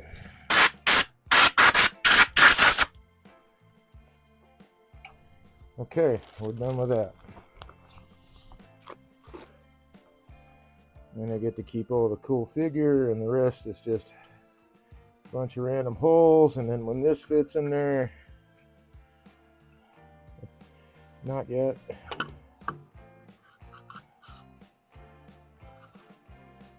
Then all that will show through. So the next part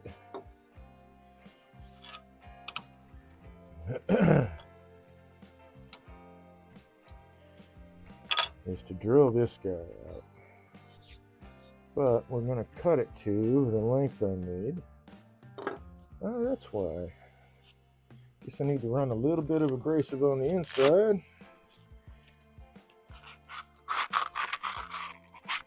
To knock off where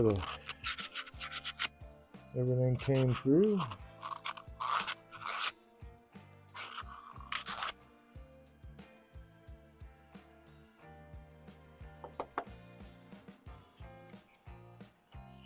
I think that might have done it. But just in case,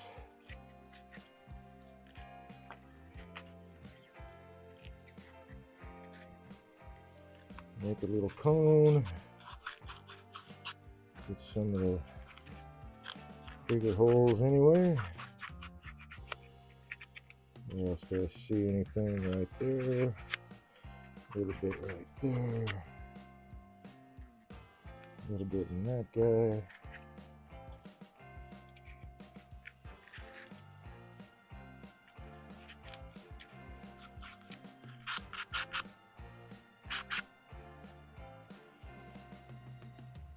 Just making sure that's all gone. Make it difficult to slide that in.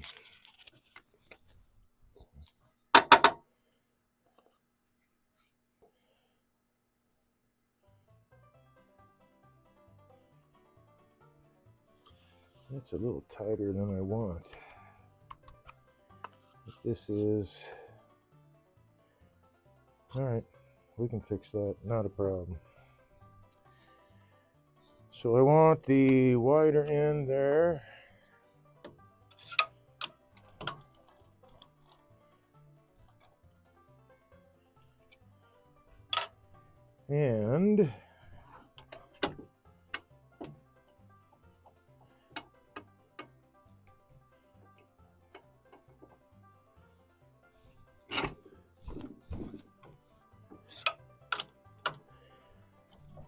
And we'll measure off what I need here. Pencil? What are we doing on time? 10 to 10. All right.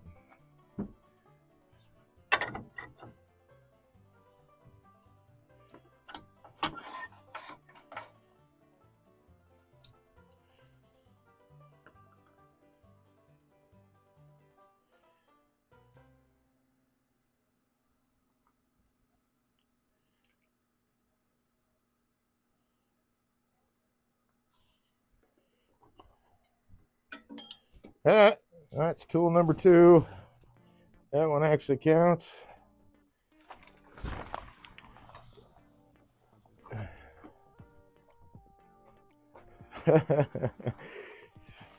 Was joking about it last night. Maybe I ought to keep a running count of things that jump off the lathe.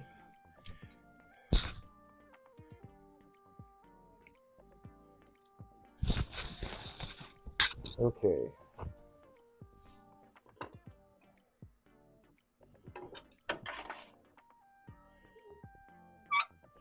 You know, that may not have been. Yeah, that was all right. Cool, cool.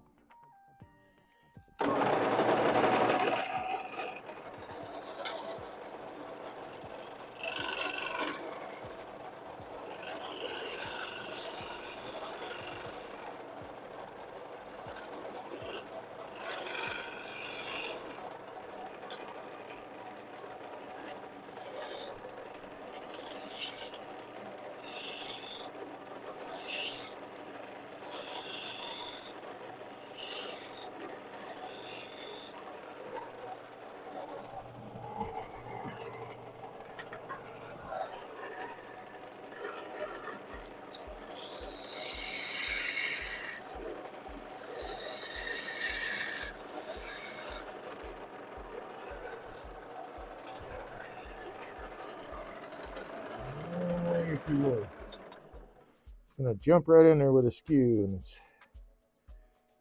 tool rest is too low.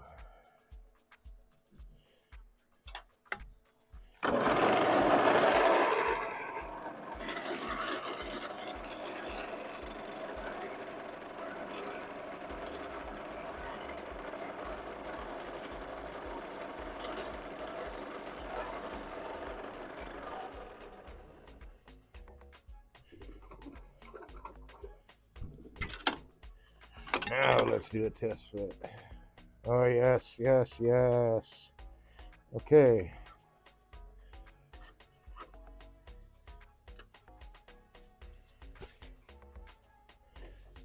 And I don't feel like I really need to sand that much.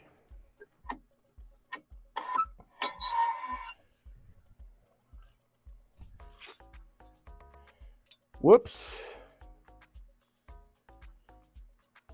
Okay. I just remembered there's got to be a way I got to hold this in the chuck.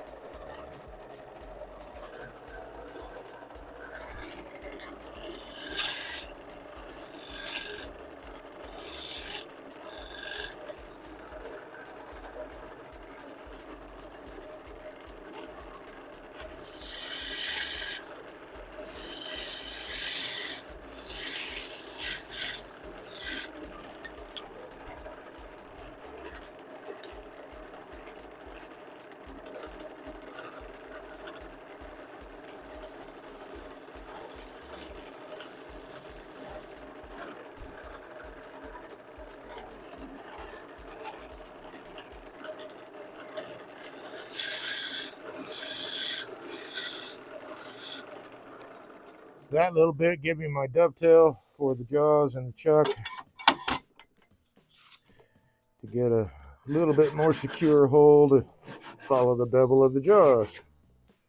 In theory. And now this guy can go. Got a flat shoulder. There we are. I need to drill this guy out.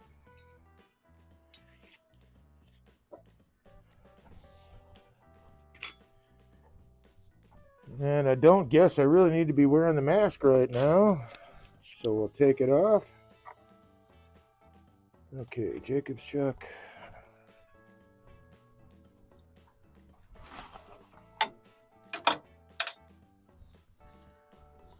That piece of poplar over there. And also what I'm going to do, this is poplar. And I think I'm going to bleach the crap out of it. See if I can get it to go a little bit more bone white. There's yellows and greens in there, but I'm hoping that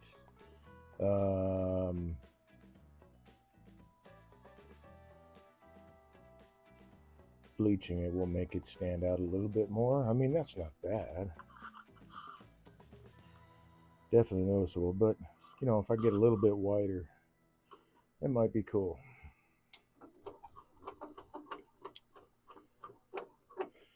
All right, so I believe I chose my Forstner bits with care. Let's see. This is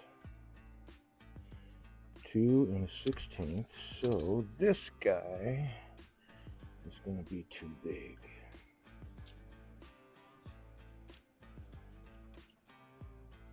Ooh, yep.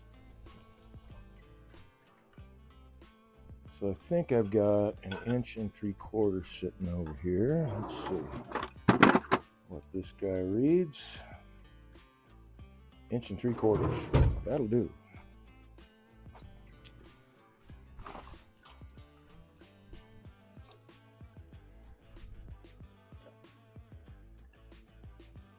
I'd leave myself a flat spot. Yes. I should do this with all my Forstner bits, but I have started grinding flat spots on the shank so that at least one of the jaws will have a flat surface. I don't want to try to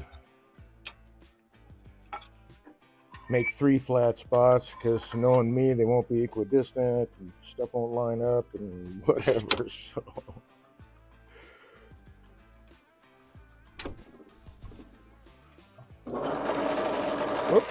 slow that down.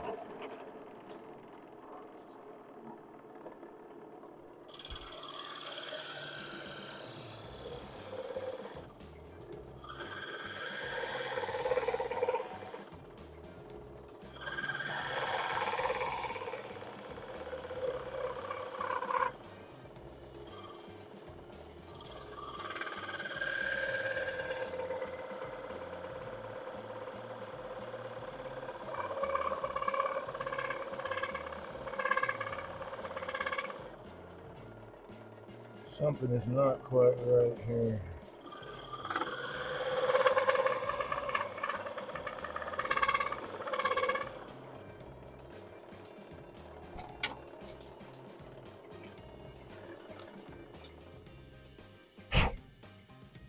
Well, those are sharp, so I'm going to say that I need to drill a 1-inch hole first. Just so this doesn't vibrate so much. I want as even a wall thickness as I can get. I guess, you know, if it's a little oblong, it won't matter that much. This is going to be the inside of the box. But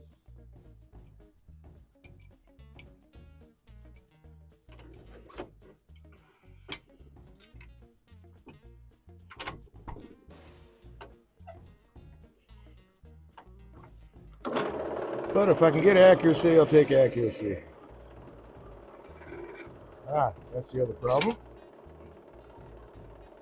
Skew.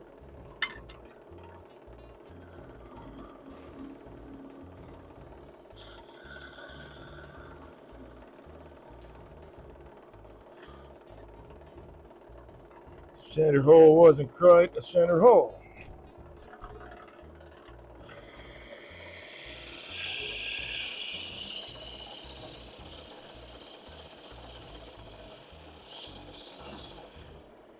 Yeah, I'm still getting some.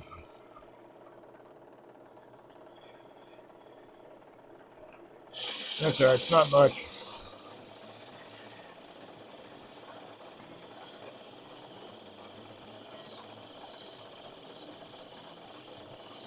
It'll be such a minor thing that nobody will be able to tell.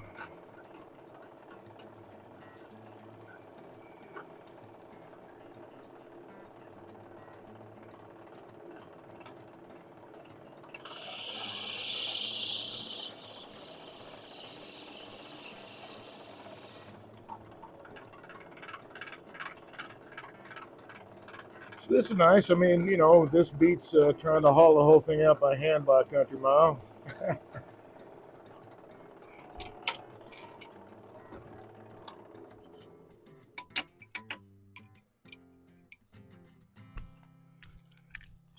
But, you know, I've been in that situation where I didn't have Forstner bits. There was a time. So I had to get a little creative and use some square nose scrapers and stuff like that. And then I finally came up upon the idea of making a box scraper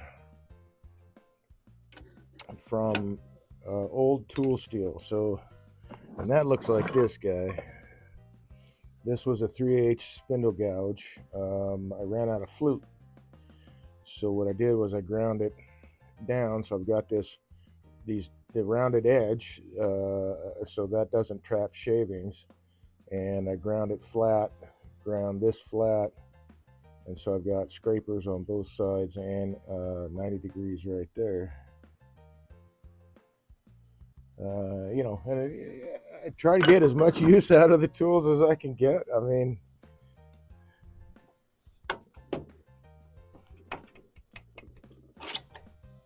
I bought the steel, I ought to be able to use it.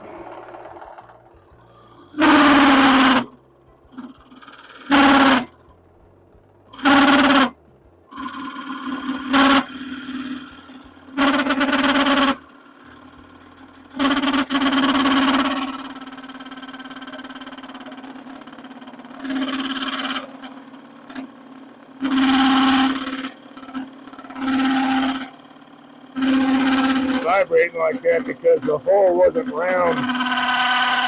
When I started with this, it was a little off center.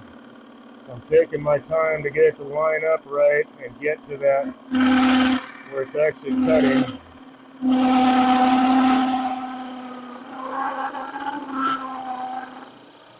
There we go.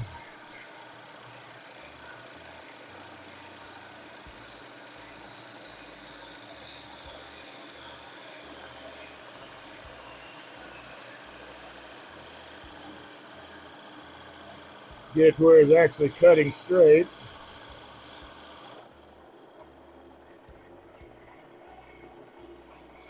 We got it running true. Squeak! All right, let's measure that. I don't want to go, well, I guess it doesn't matter if I go all the way through. This sleeve is gonna, about that far, a little bit past halfway. This is what's gonna slide in, so it's all right if all this comes off. I'd rather part it off, but we'll see how it pans out here.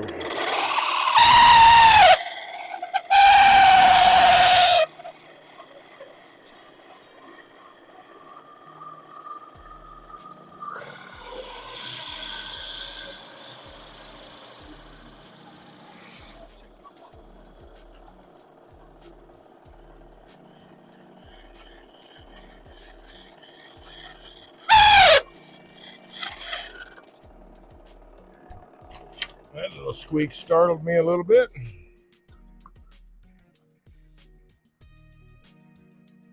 So I can go, what am I sitting at here? I want to go to 3.5. Okay.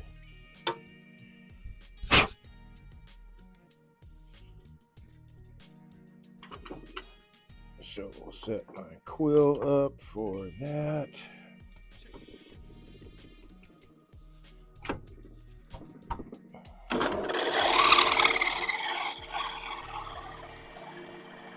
And we'll take it down to 3.5.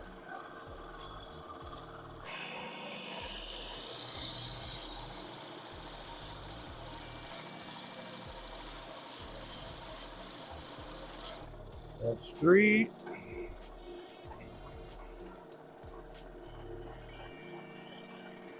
And that's a really nice wall thickness too. I'm glad I kind of laid this out a little bit beforehand. This is turning out nice.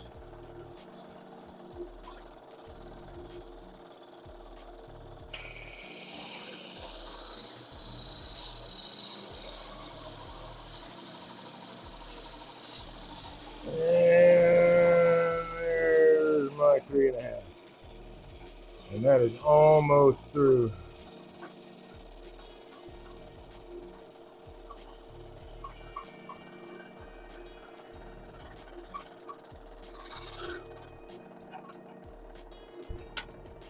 Okay. Ooh, that worked out very nicely.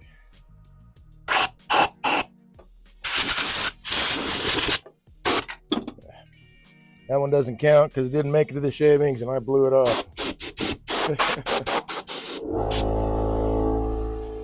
Back out now when we're still at 2 tools.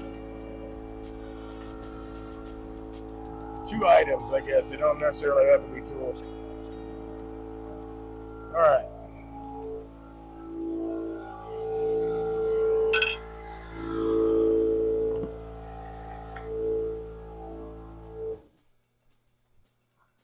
I know I talk about it a lot, but vibration is a really big deal when you're turning on the lathe. Those people who are turners on this, with me and chat and all that.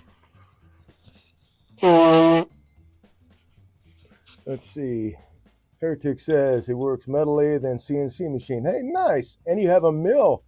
Oh, like mill work on metal then? That's very cool. I work plastic though. Is the mill for plastic? I guess I'm not following. Sorry. Very cool, man. So you do you do any of the actual programming for this CNC? Because I'm sure that is quite a skill set. Very cool. All right. Another fit. Looky there. We got plenty to play with.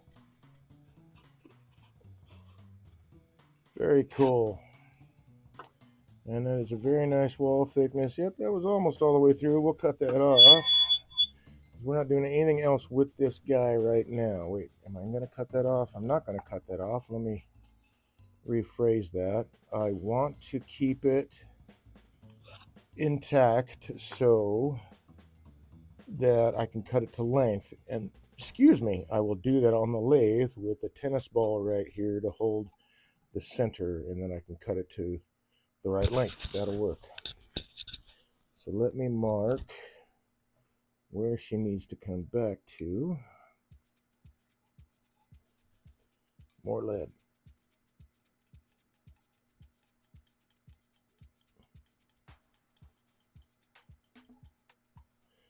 And that is 1 and 4. Very, very cool. So what, I'm curious, man, what do you make plastic out of? Or do you have what do they call those things? Doggone it. Use plastic filaments and it 3D printer. That's it. 3D printer. Do you have one of those? That's kind of cool. Okay, now we're going for,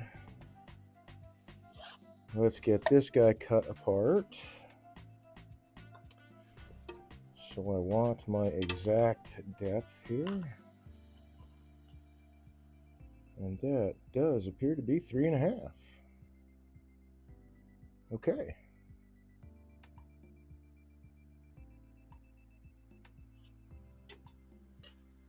So I think what I'm going to do is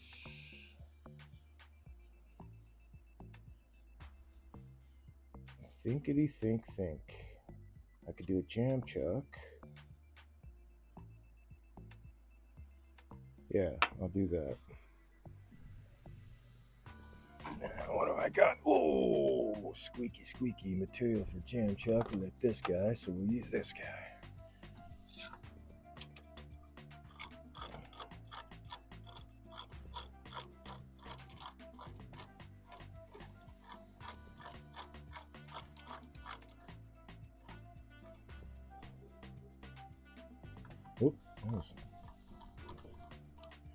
Didn't have to open it that far.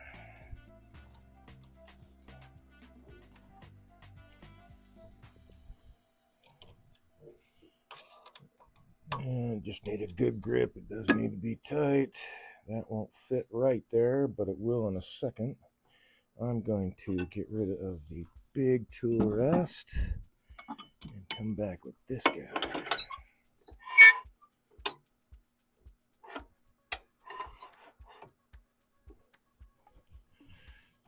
And I'll need my box scraper. I call it a box scraper. This is not what most people call a box scraper. For me, it gives me, like when I'm doing tenon lids, it gives me a 90-degree angle for the lid to fit into. If I'm doing onion rings, same thing. If I'm joining pieces, I get that 90-degree scrape here if I want it, and then that scrape there. It's not what is typically called a box scraper. They're usually larger tools. I have a box scraper that I converted to circular negative rake.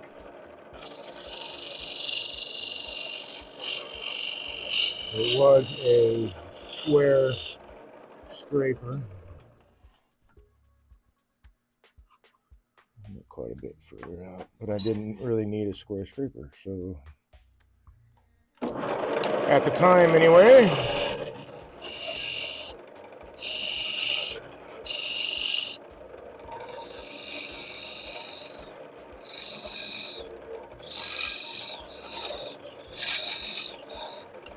Scrapers are nice tools. I use them, but they're not usually my go-to. My go-to is usually gouges. But scrapers have their place. I'm gonna have to go deeper than that. So let's take this guy.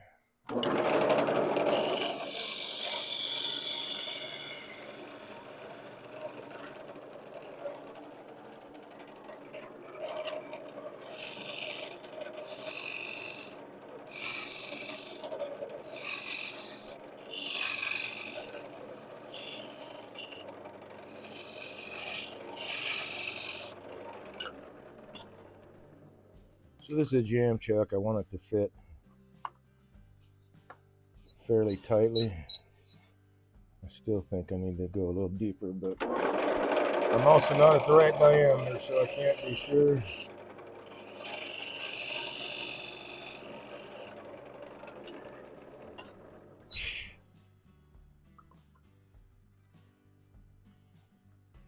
A little bit more.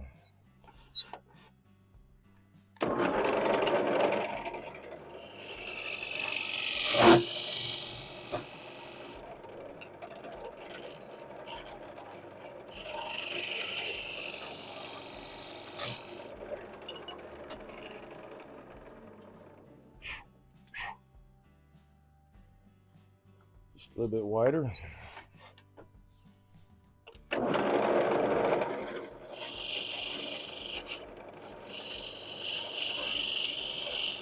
Particular about everything, I guess, but I'm in particular about jam chucks because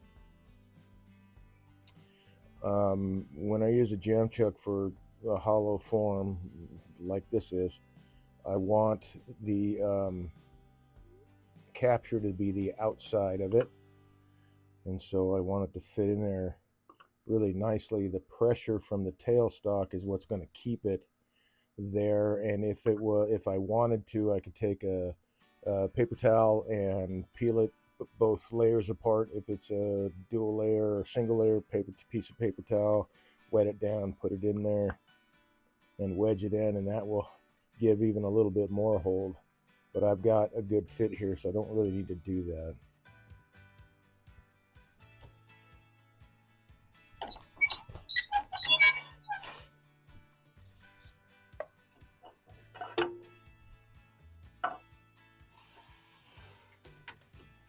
I do need that guy.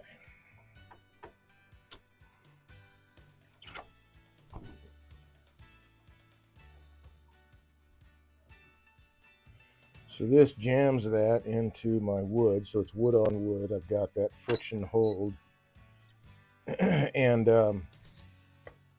it's not going to spin on me unless I get a catch, and if it spins, it'll burn just the ends. But it's running fairly true. Let's make a little adjustment. That's not quite right. Let's go that way just a little bit.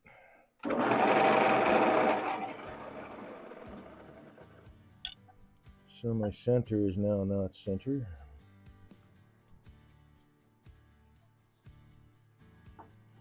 I may have gotten, I think there was only one hole for the center.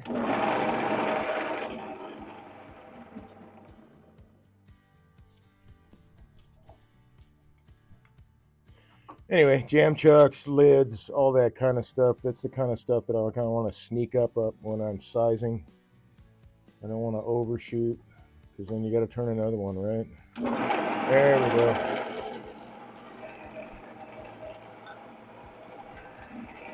And I suppose this detail gouge will work just fine.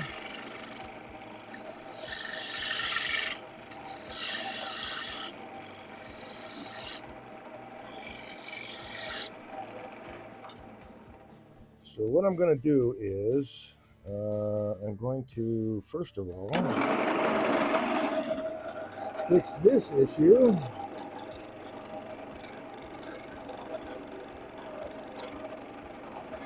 A little bit flared out there. And then I'm going to strike a line here.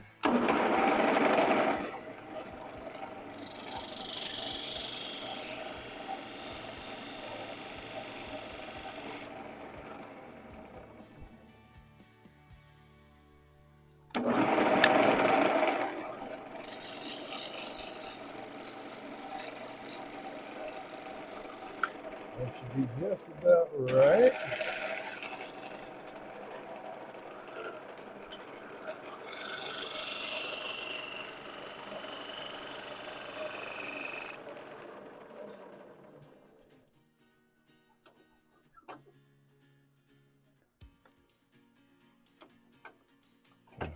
Back you off a little bit. Just about right, not quite. So I will just get that with the saw.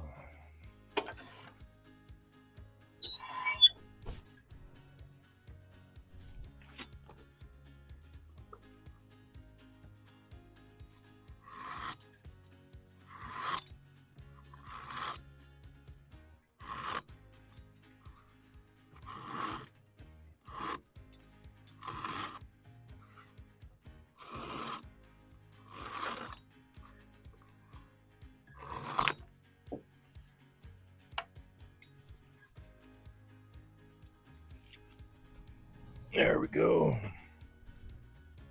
Save that for the bucket.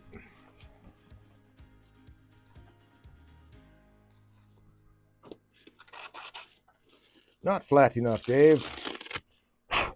There you go.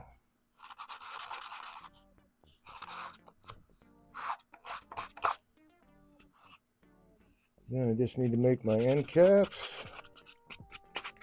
How are we doing on time? 10:15. All right.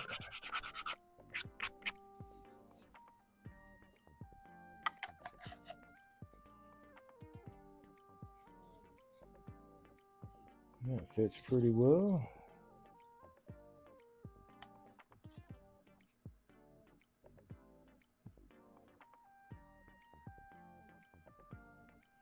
Eeny, meeny, miny, mo.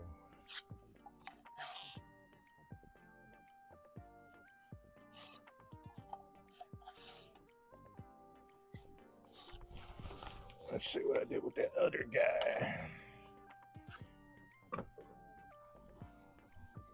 So now I just need to cut this one to length. And that would be right about there. Nope, it would be shorter than that. Let's make the caps so I know what my tenons for the caps are going to be, so I know how I'm going to set the inner sleeve in. Round this corner off on the inside.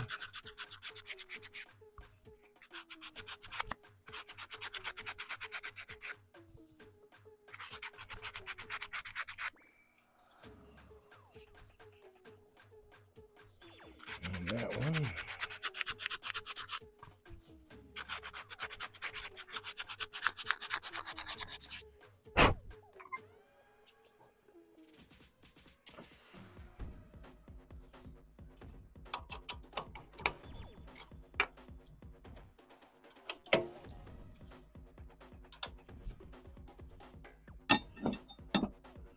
I think, actually, I know. After the expense of the lathe, this chuck here was the next most expensive piece I've purchased. A little over $400 for this Vicmark chuck. It's an amazing chuck, well worth the money, but holy cow, spendy. So yeah, you can spend some. I needed one really good chuck though, but you can definitely spend some money on turning if you want to throw money at things. Okay, we're going for caps now. So I've got these three guys. Let's take a look at, will this one even work? Ooh, man, if I inset it, it would. Oh, I think I might do that. Oh, yes. Okay. So that's going to be pin jaws. That guy's not going to work otherwise. Now this sort of matches. No, it does match the green. So that would work too. But I think this one might be better. All right, so what do I want to do? I want to inset this thickness and the wall thickness of this into an end cap. Not that guy, because that won't fit all the way across. Into an end cap like that.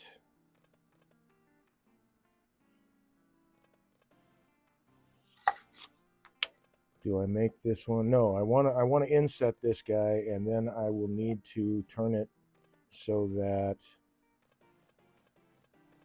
both thicknesses fit right inside there.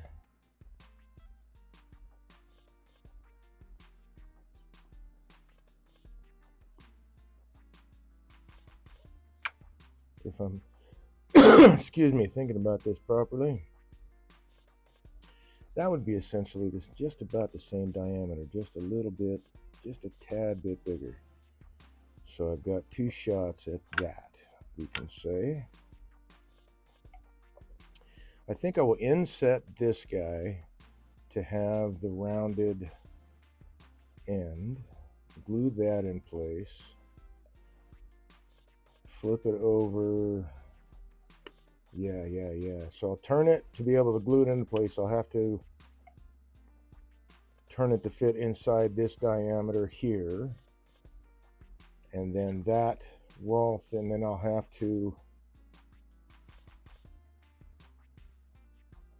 open this up a little bit so that this diameter will fit right inside like a tenon.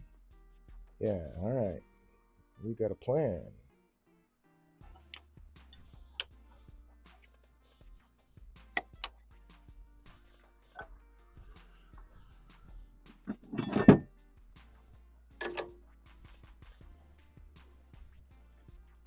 Nope, I want to go the other way. So we're going to use pin jaws. Plus pin jaws will let me turn in the direction of the grain, This is really the direction I want to go.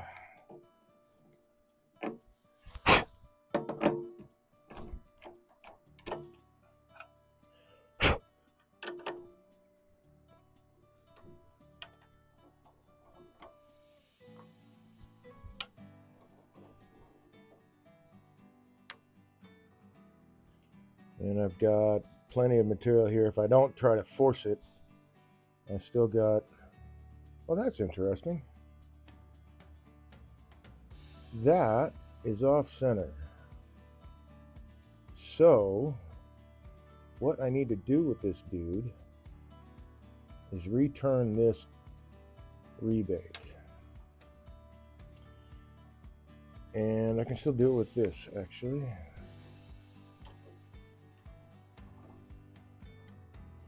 So I don't have to swap out jaws again. But my little box scraper will handle this pretty easily.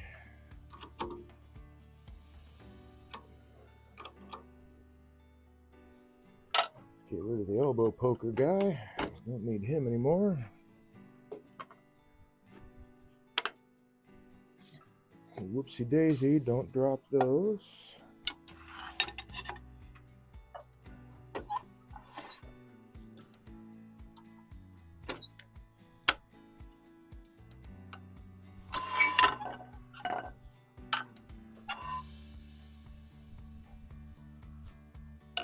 I want to be above center because it is a scraper, and we want the scraper, the burr, to meet the material at less than 90 degrees.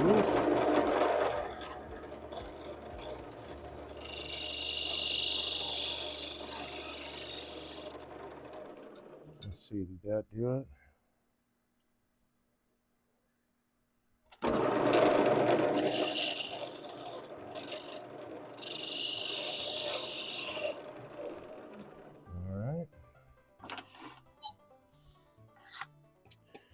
Now this won't quite fit on the inside, but we will get there. Is that how I want to do it? That is a darn good question, Dave. Yes, it is. Yes, it is. So how does this match up? So actually I could turn that now, but I better wait. Well, no, I'm going to have that. Yeah, no, I'll be fine. Talking to myself, sorry about that. Trying to work through how I want to get this, in what order I want to get this done. But if I cut this tenon correctly, then I can slide all of this together.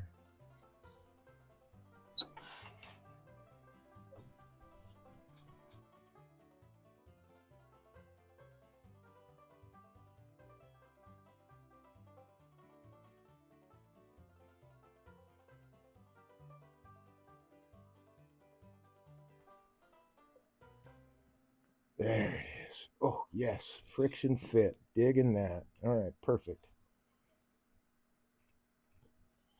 So now I've got to turn it to match to go inside here. So what we're going to do is spin it around. And now I can cut in the direction of the grain.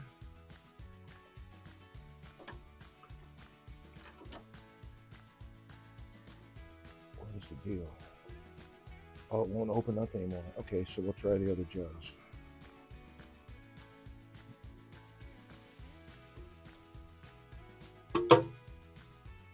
That was almost tool number 3 jumping off the lathe.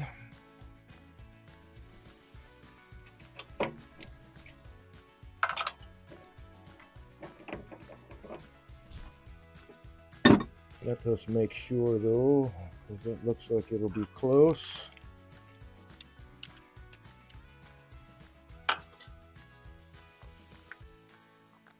Yes, it will work. All right.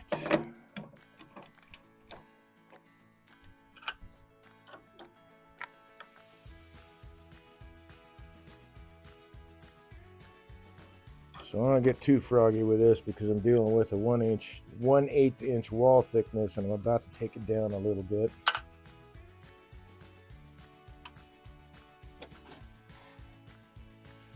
Oh,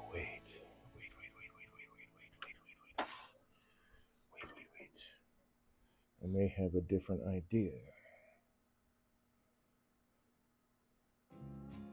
If I make that a tenon, and that will be a shoulder, this tenon will fit down in.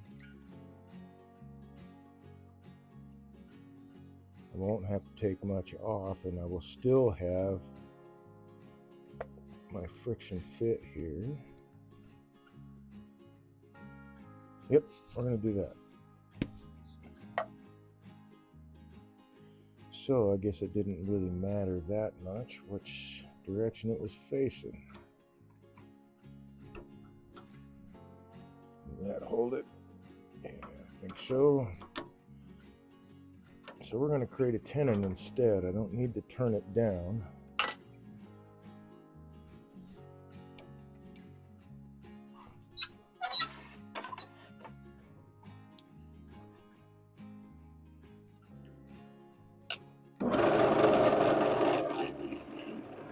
Center, I'm less than 90 degrees when I'm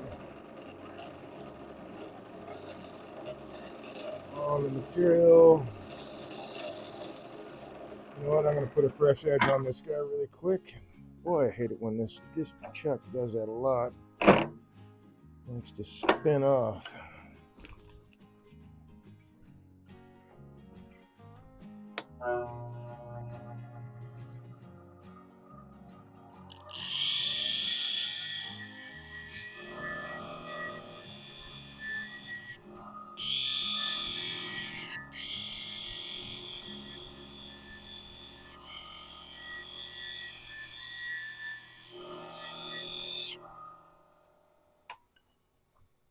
It's looking mighty square.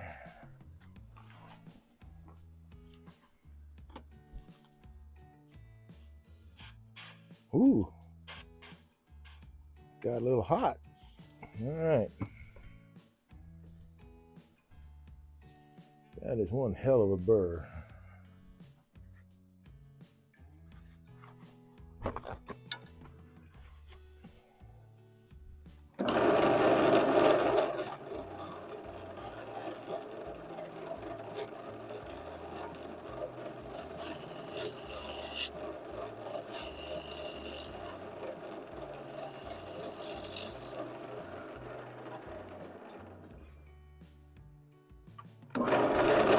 So I gotta sneak up on this guy too.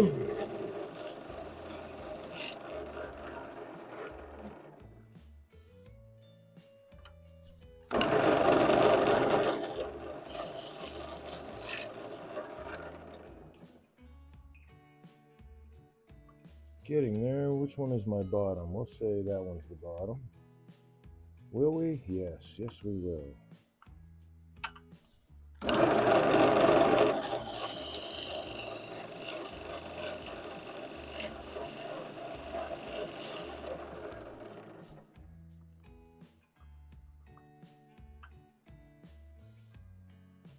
No, I think I changed my mind.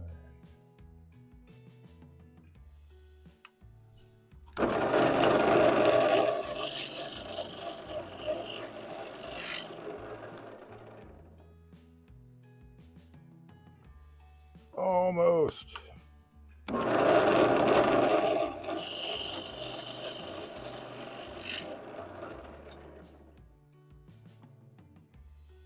Can't take too much off. I'll make, well, I guess it doesn't matter how thin that is. This is going to sit right down in there.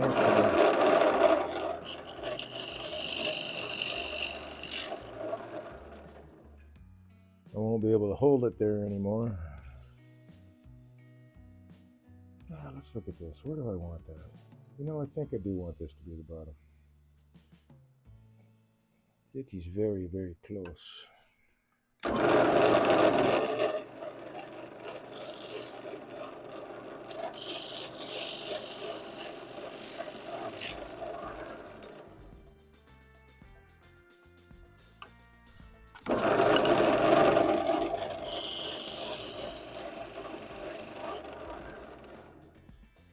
Taking off very little at a time. I want that perfect fit.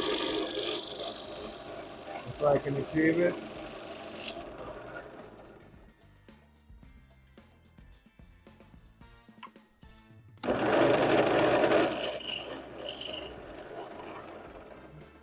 that edge and see what that does for me. Just a tad bit small.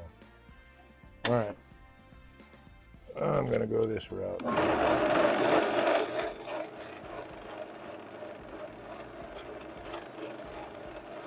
It's just a little bit that I need to remove. Oh, I think that might be it. Yeah, not quite, almost.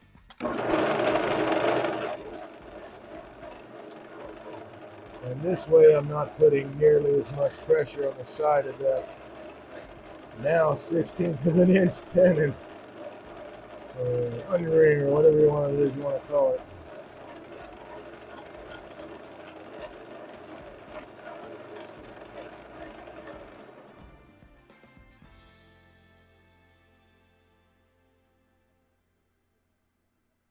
Okay, a little bit more.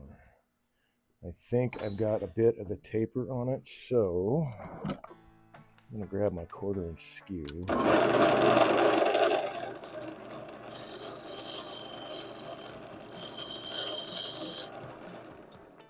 Do that.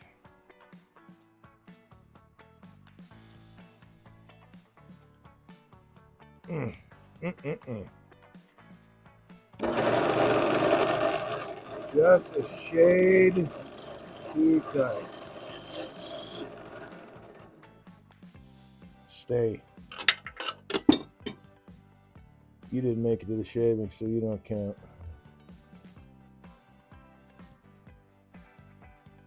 There we go. There we go. Yes. Okay, so now I can see that I will need to cut this wall down a little bit. That's not a problem. I've got this guy.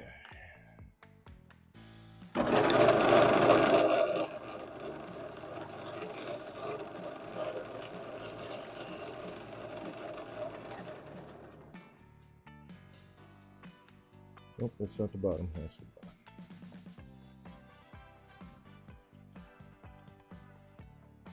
Oop. There we go. That's cool. The tenon I wanted to get at the same depth as that.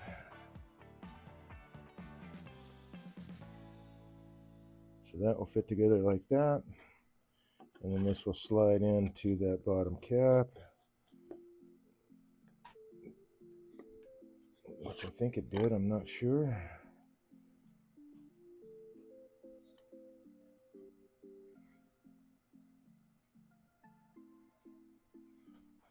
Oh, that's going to be a tricky fit. I think I will need to go back in just a bit. Oh, but it's because now it's, yeah, all right. I've got to make this rebate a little deeper on the inside because I cut that off. So now this isn't deep enough.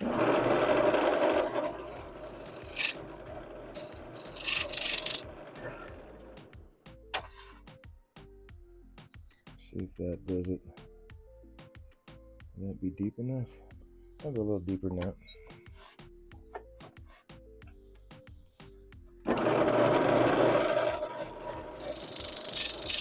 Nice that I got that really nice burr on there though. Just pull these shavings right off. Okay, that works. So this will, that's the bottom, this will fit in there like that. And then this will fit and slide together and get glued in.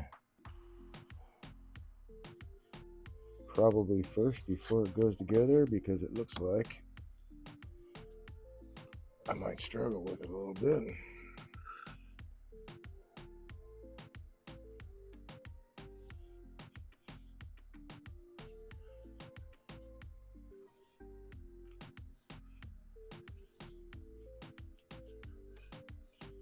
There we go. And then once all that's glued together, that will be lovely. So now I can mark, well, actually that doesn't matter yet, but I will mark it anyway.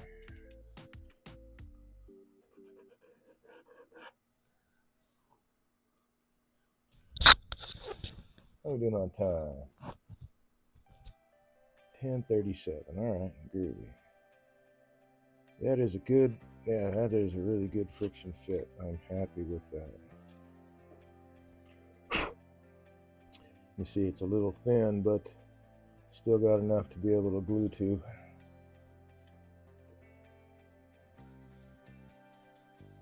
That was the bottom. Just like that.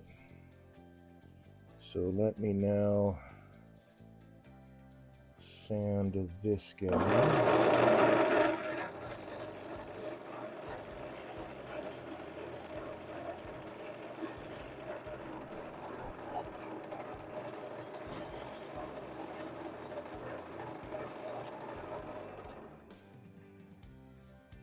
Key. Where'd you put the key, Dave? There it is. The key tried to jump off the lathe, man.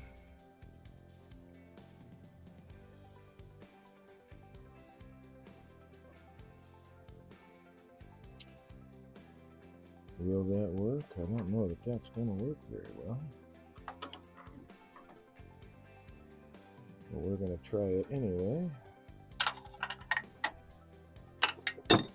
How many things can I drop? You still didn't make it to the shavings, but you belong down there anyway.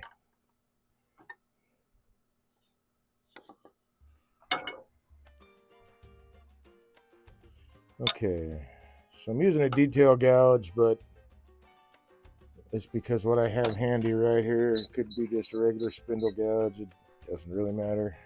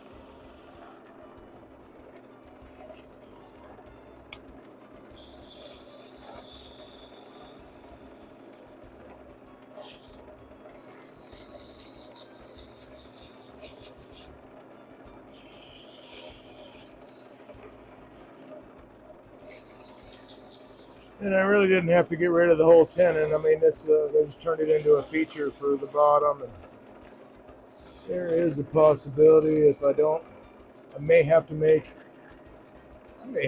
a stand for this if I want it to stand up, unless it sits flat on that, which I'm kind of hoping. So let's see if we can ensure that will happen.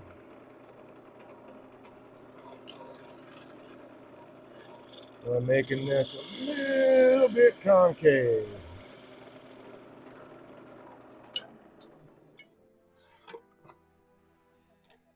Hey. No, Dave, you made it flat.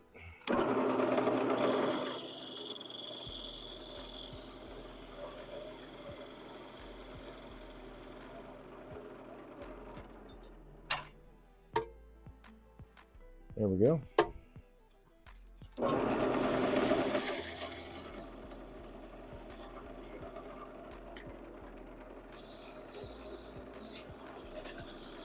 And we'll see if that'll work out to, let it sit. I mean, it's not going to be, I may have to make a stand for it anyway.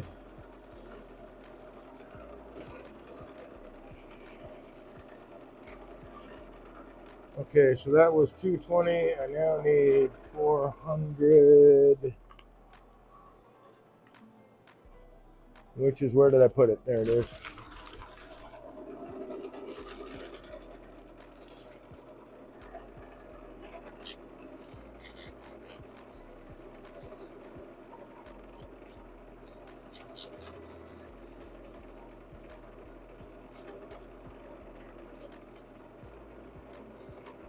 just burned up my last two pieces of 320, so, or at least what I can find this evening. So I'll just have to take my time with the 400.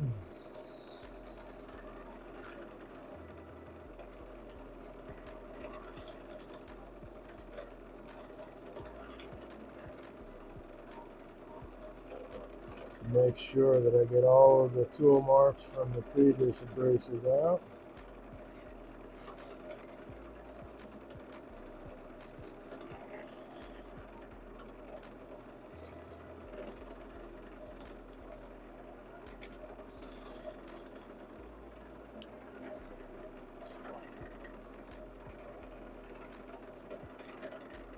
And I don't know, for public safety, PSA announcement, how's that? I do talk about this a lot too. I don't have a death grip or even really a super tight grip on the sandpaper or whatever abrasive I'm using, whatever substrate it is, because if it gets pulled away by the lathe, I want it to get pulled away without pulling me in. So I never have a death grip on the abrasive or whatever substrate I'm using to polish with, whatever. If it gets pulled out of my hands, so be it. Okay.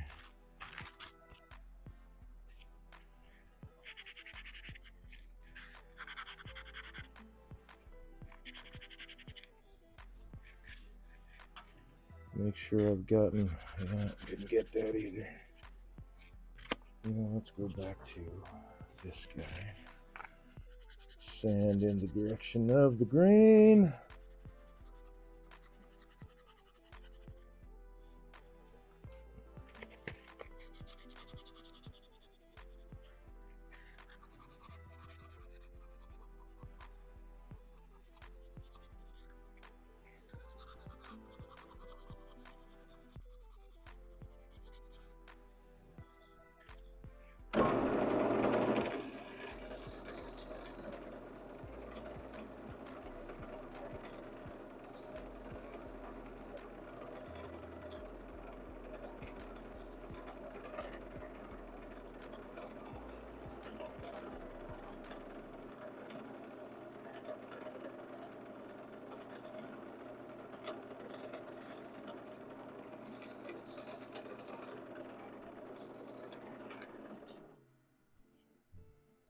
Much better. All right, cool. We can get that guy out of there now.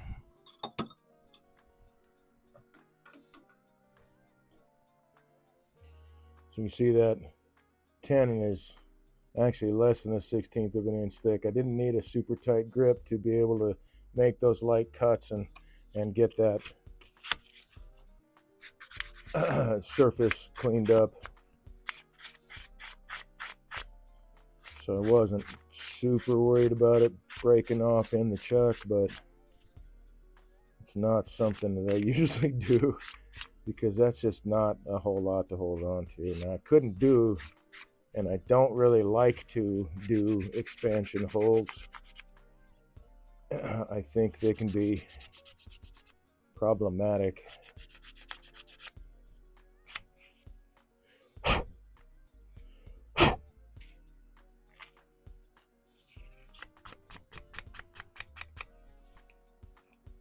I don't like splitting that wood that way. You have a hidden crack, an expansion hold can open that dude up. A lot of things can go sideways. So I'll figure out where I need to line the grain up here. Probably the other way around.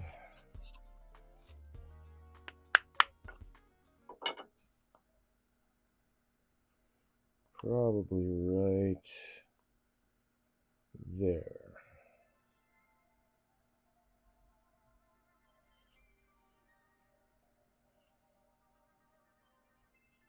Nope. I have to go more this way. I'm not going to be able to line up the grain perfectly, but I should get... Oh, there we go. I think that's it right there. Oh, really close. Change my mind again. Rotate it just a little bit over this way. And a couple of the larger lines, like that one line up, those line up,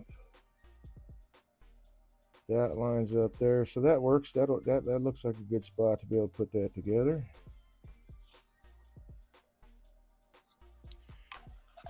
This guy will fit right down in the inside, in theory.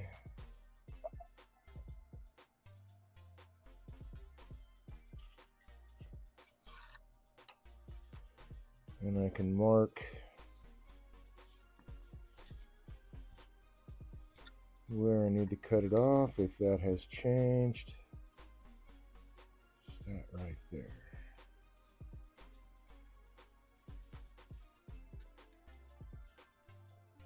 Come on. So my mark still looks good, but I'm going to take my pencil out and double check. I'm hitting the same mark. Okay, cool. So that's one end of the box. I need to cut this off now. Then I will need to create a lid for it. And just a little bit. There we go.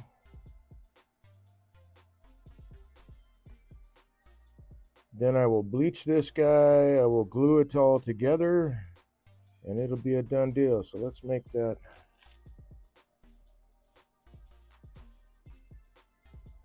Let's make that more of a reality than it is right now.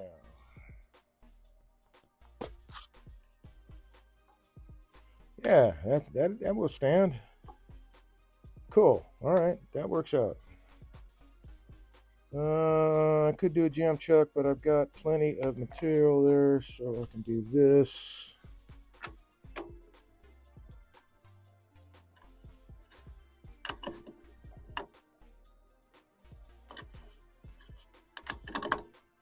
And not worry too much about crushing it, because I've got a heavy 1/8 of an inch wall thickness, let's put it that way. All right, let's move these aside.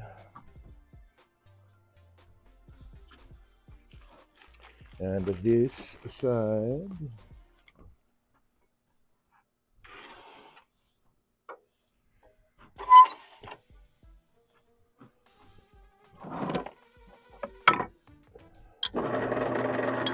Haha, you were going to try to trick me.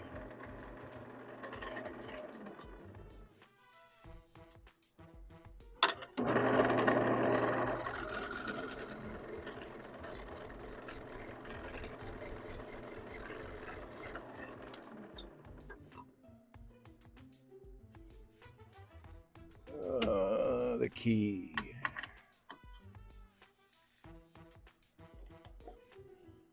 No, that was a... At least I thought it was level. It apparently is not. So we're going to fix that first.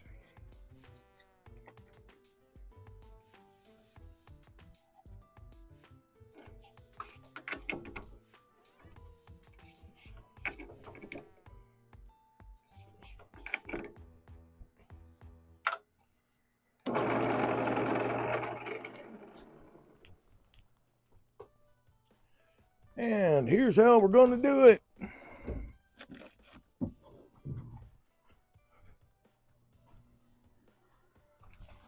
The magic tennis ball.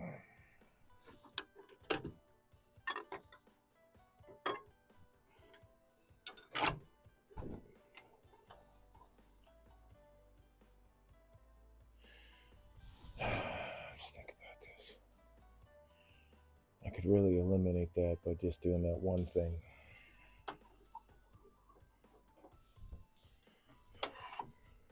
While I talk to myself, I could eliminate the vibration entirely.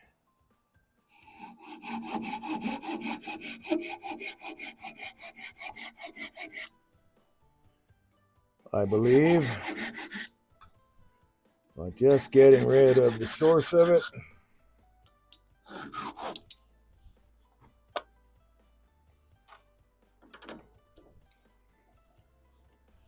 And seating that into the chuck. What do I do with the sleeve? There's the sleeve.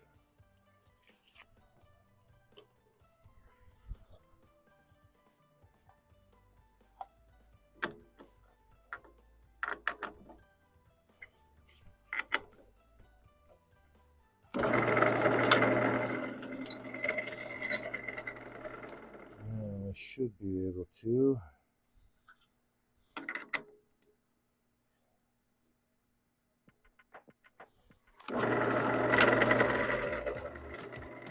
Screw this up fairly easily. There we go.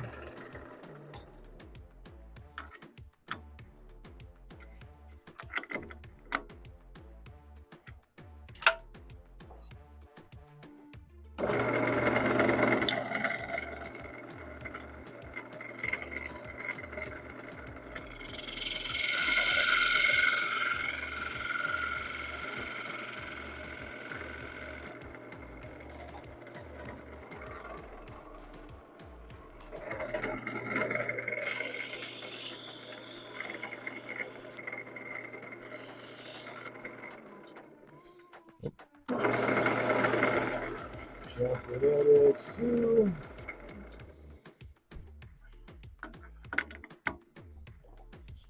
Now let's double check. Where'd I set you? Over here.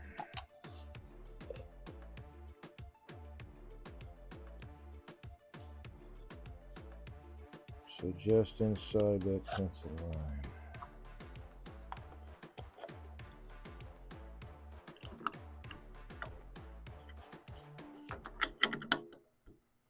In theory, this will run true right off the bat.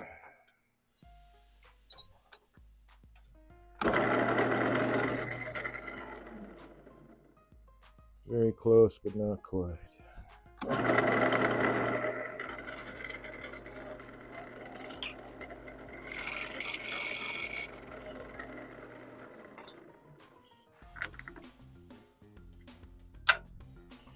All right, so I need to go just inside this pencil line.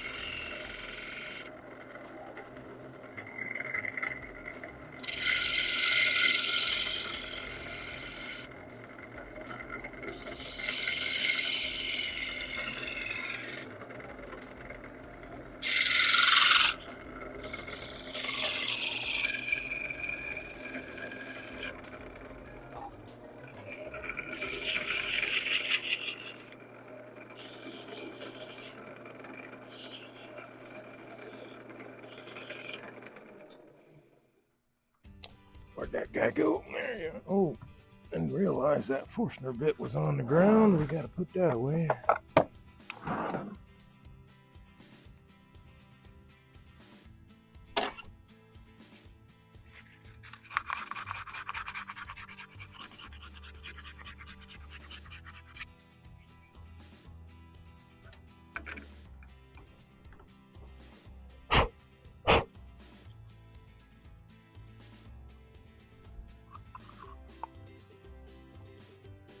Yes, very nice. I think I will actually,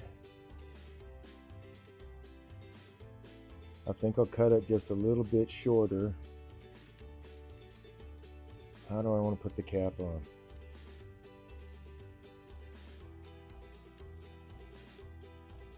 That looks kind of cool, man.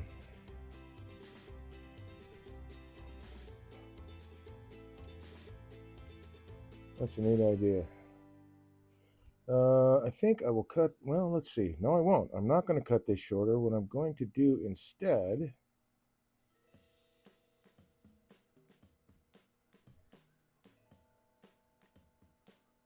And I think I can. No, I don't want to do that either. So I will make the lid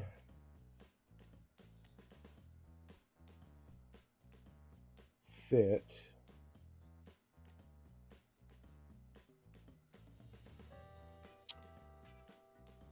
I will make the lid fit. How far can I take that down? I can take it all the way to there. It'd be too close. Small hole though, but that would be too close.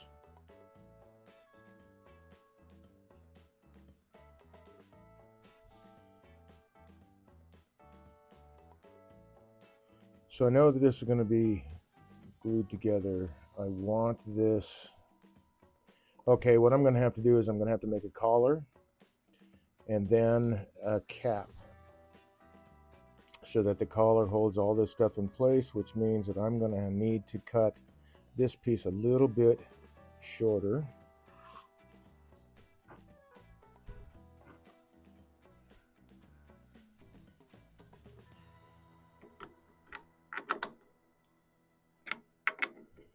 So that the collar will capture this rim and hold everything in place.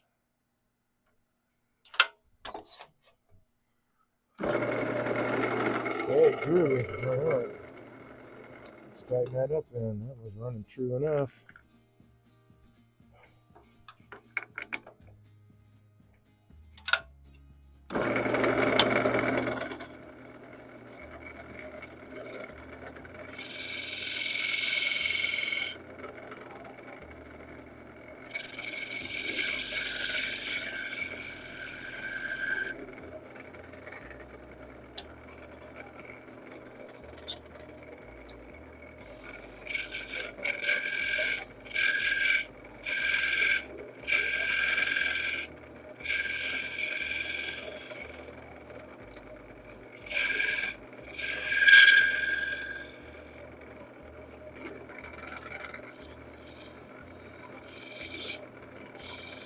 After that edge a little bit.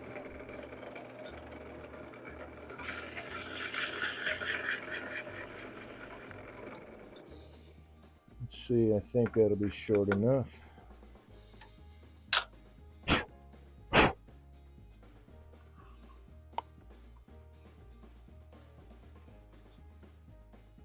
Press down in there. Yes, then I can make a collar that will fit over the end.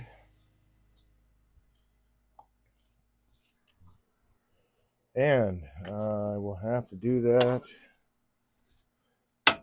in the next couple of days. I'm going to call it tonight. It's 11 o'clock, but what I'm going to wind up doing is, so that means I can actually use this guy because it matches, I think, better than this one. Let's see. Yeah, sort of. So I can use this as my lid.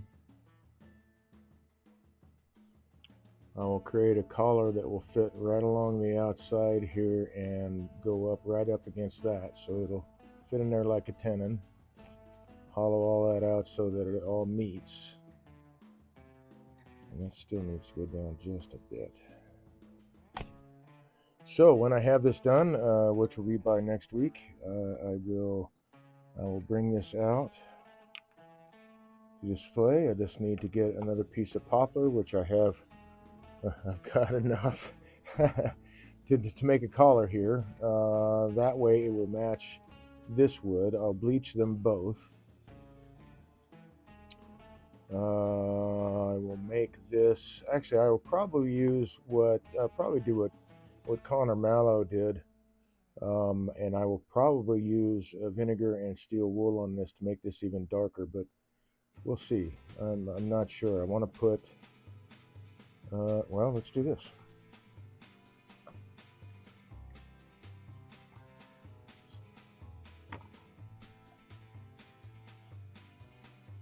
No, maybe I won't make it darker.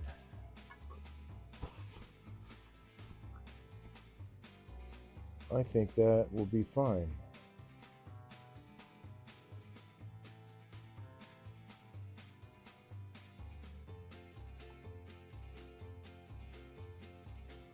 So once all this stuff is seated together,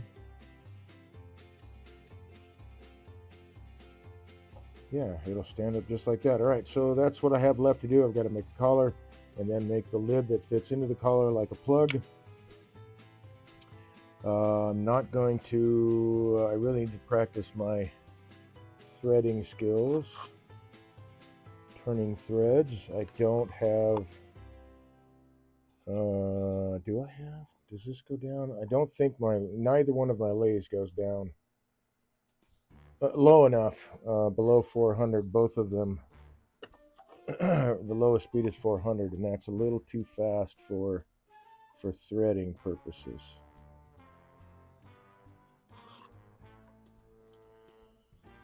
So yeah, I'm pretty happy with that.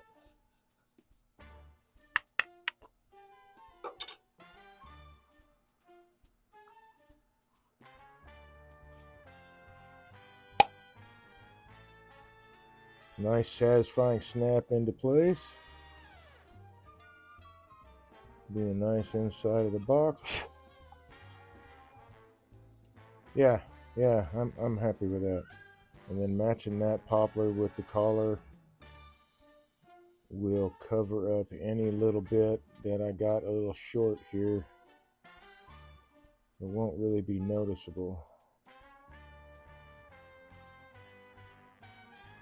from the outside. I'm trying to carefully pull this apart. There we go. So not much to go, but that's going to look really cool, I think. And then just figure out, what kind of finial for a handle. Very, very cool. All right, let's set this aside. I will be right back. And as I'm coming back, I'll let you know, for those of you who may joined in the last little bit of the broadcast, my name is Dave. I'm a wood turner. I started turning as therapy for PTSD and found out not only did I have a knack for it, but I fell in love with the whole thing. There's so many things to explore and try and learn about in the world of wood turning that I don't think that I'm ever going to be able to touch everything, but I want to learn as much as I can. And then as a teacher, I want to be able to pass that on.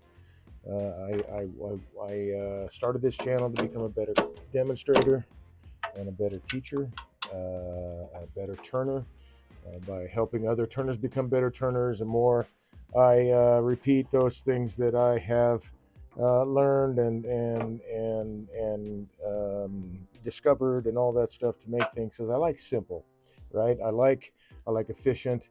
I want to be able to do as many things with each tool that I have as I possibly can. I'm not into one-trick ponies, if that makes any sense. With a bowl gouge, I know. Well, there's 4 cuts you can make, or sorry, there's only 3 cuts that you can make. No, there's 4 cuts that you can make, four styles of cut: push, pull, scrape, and shear scrape. There's only 3 shapes you can make.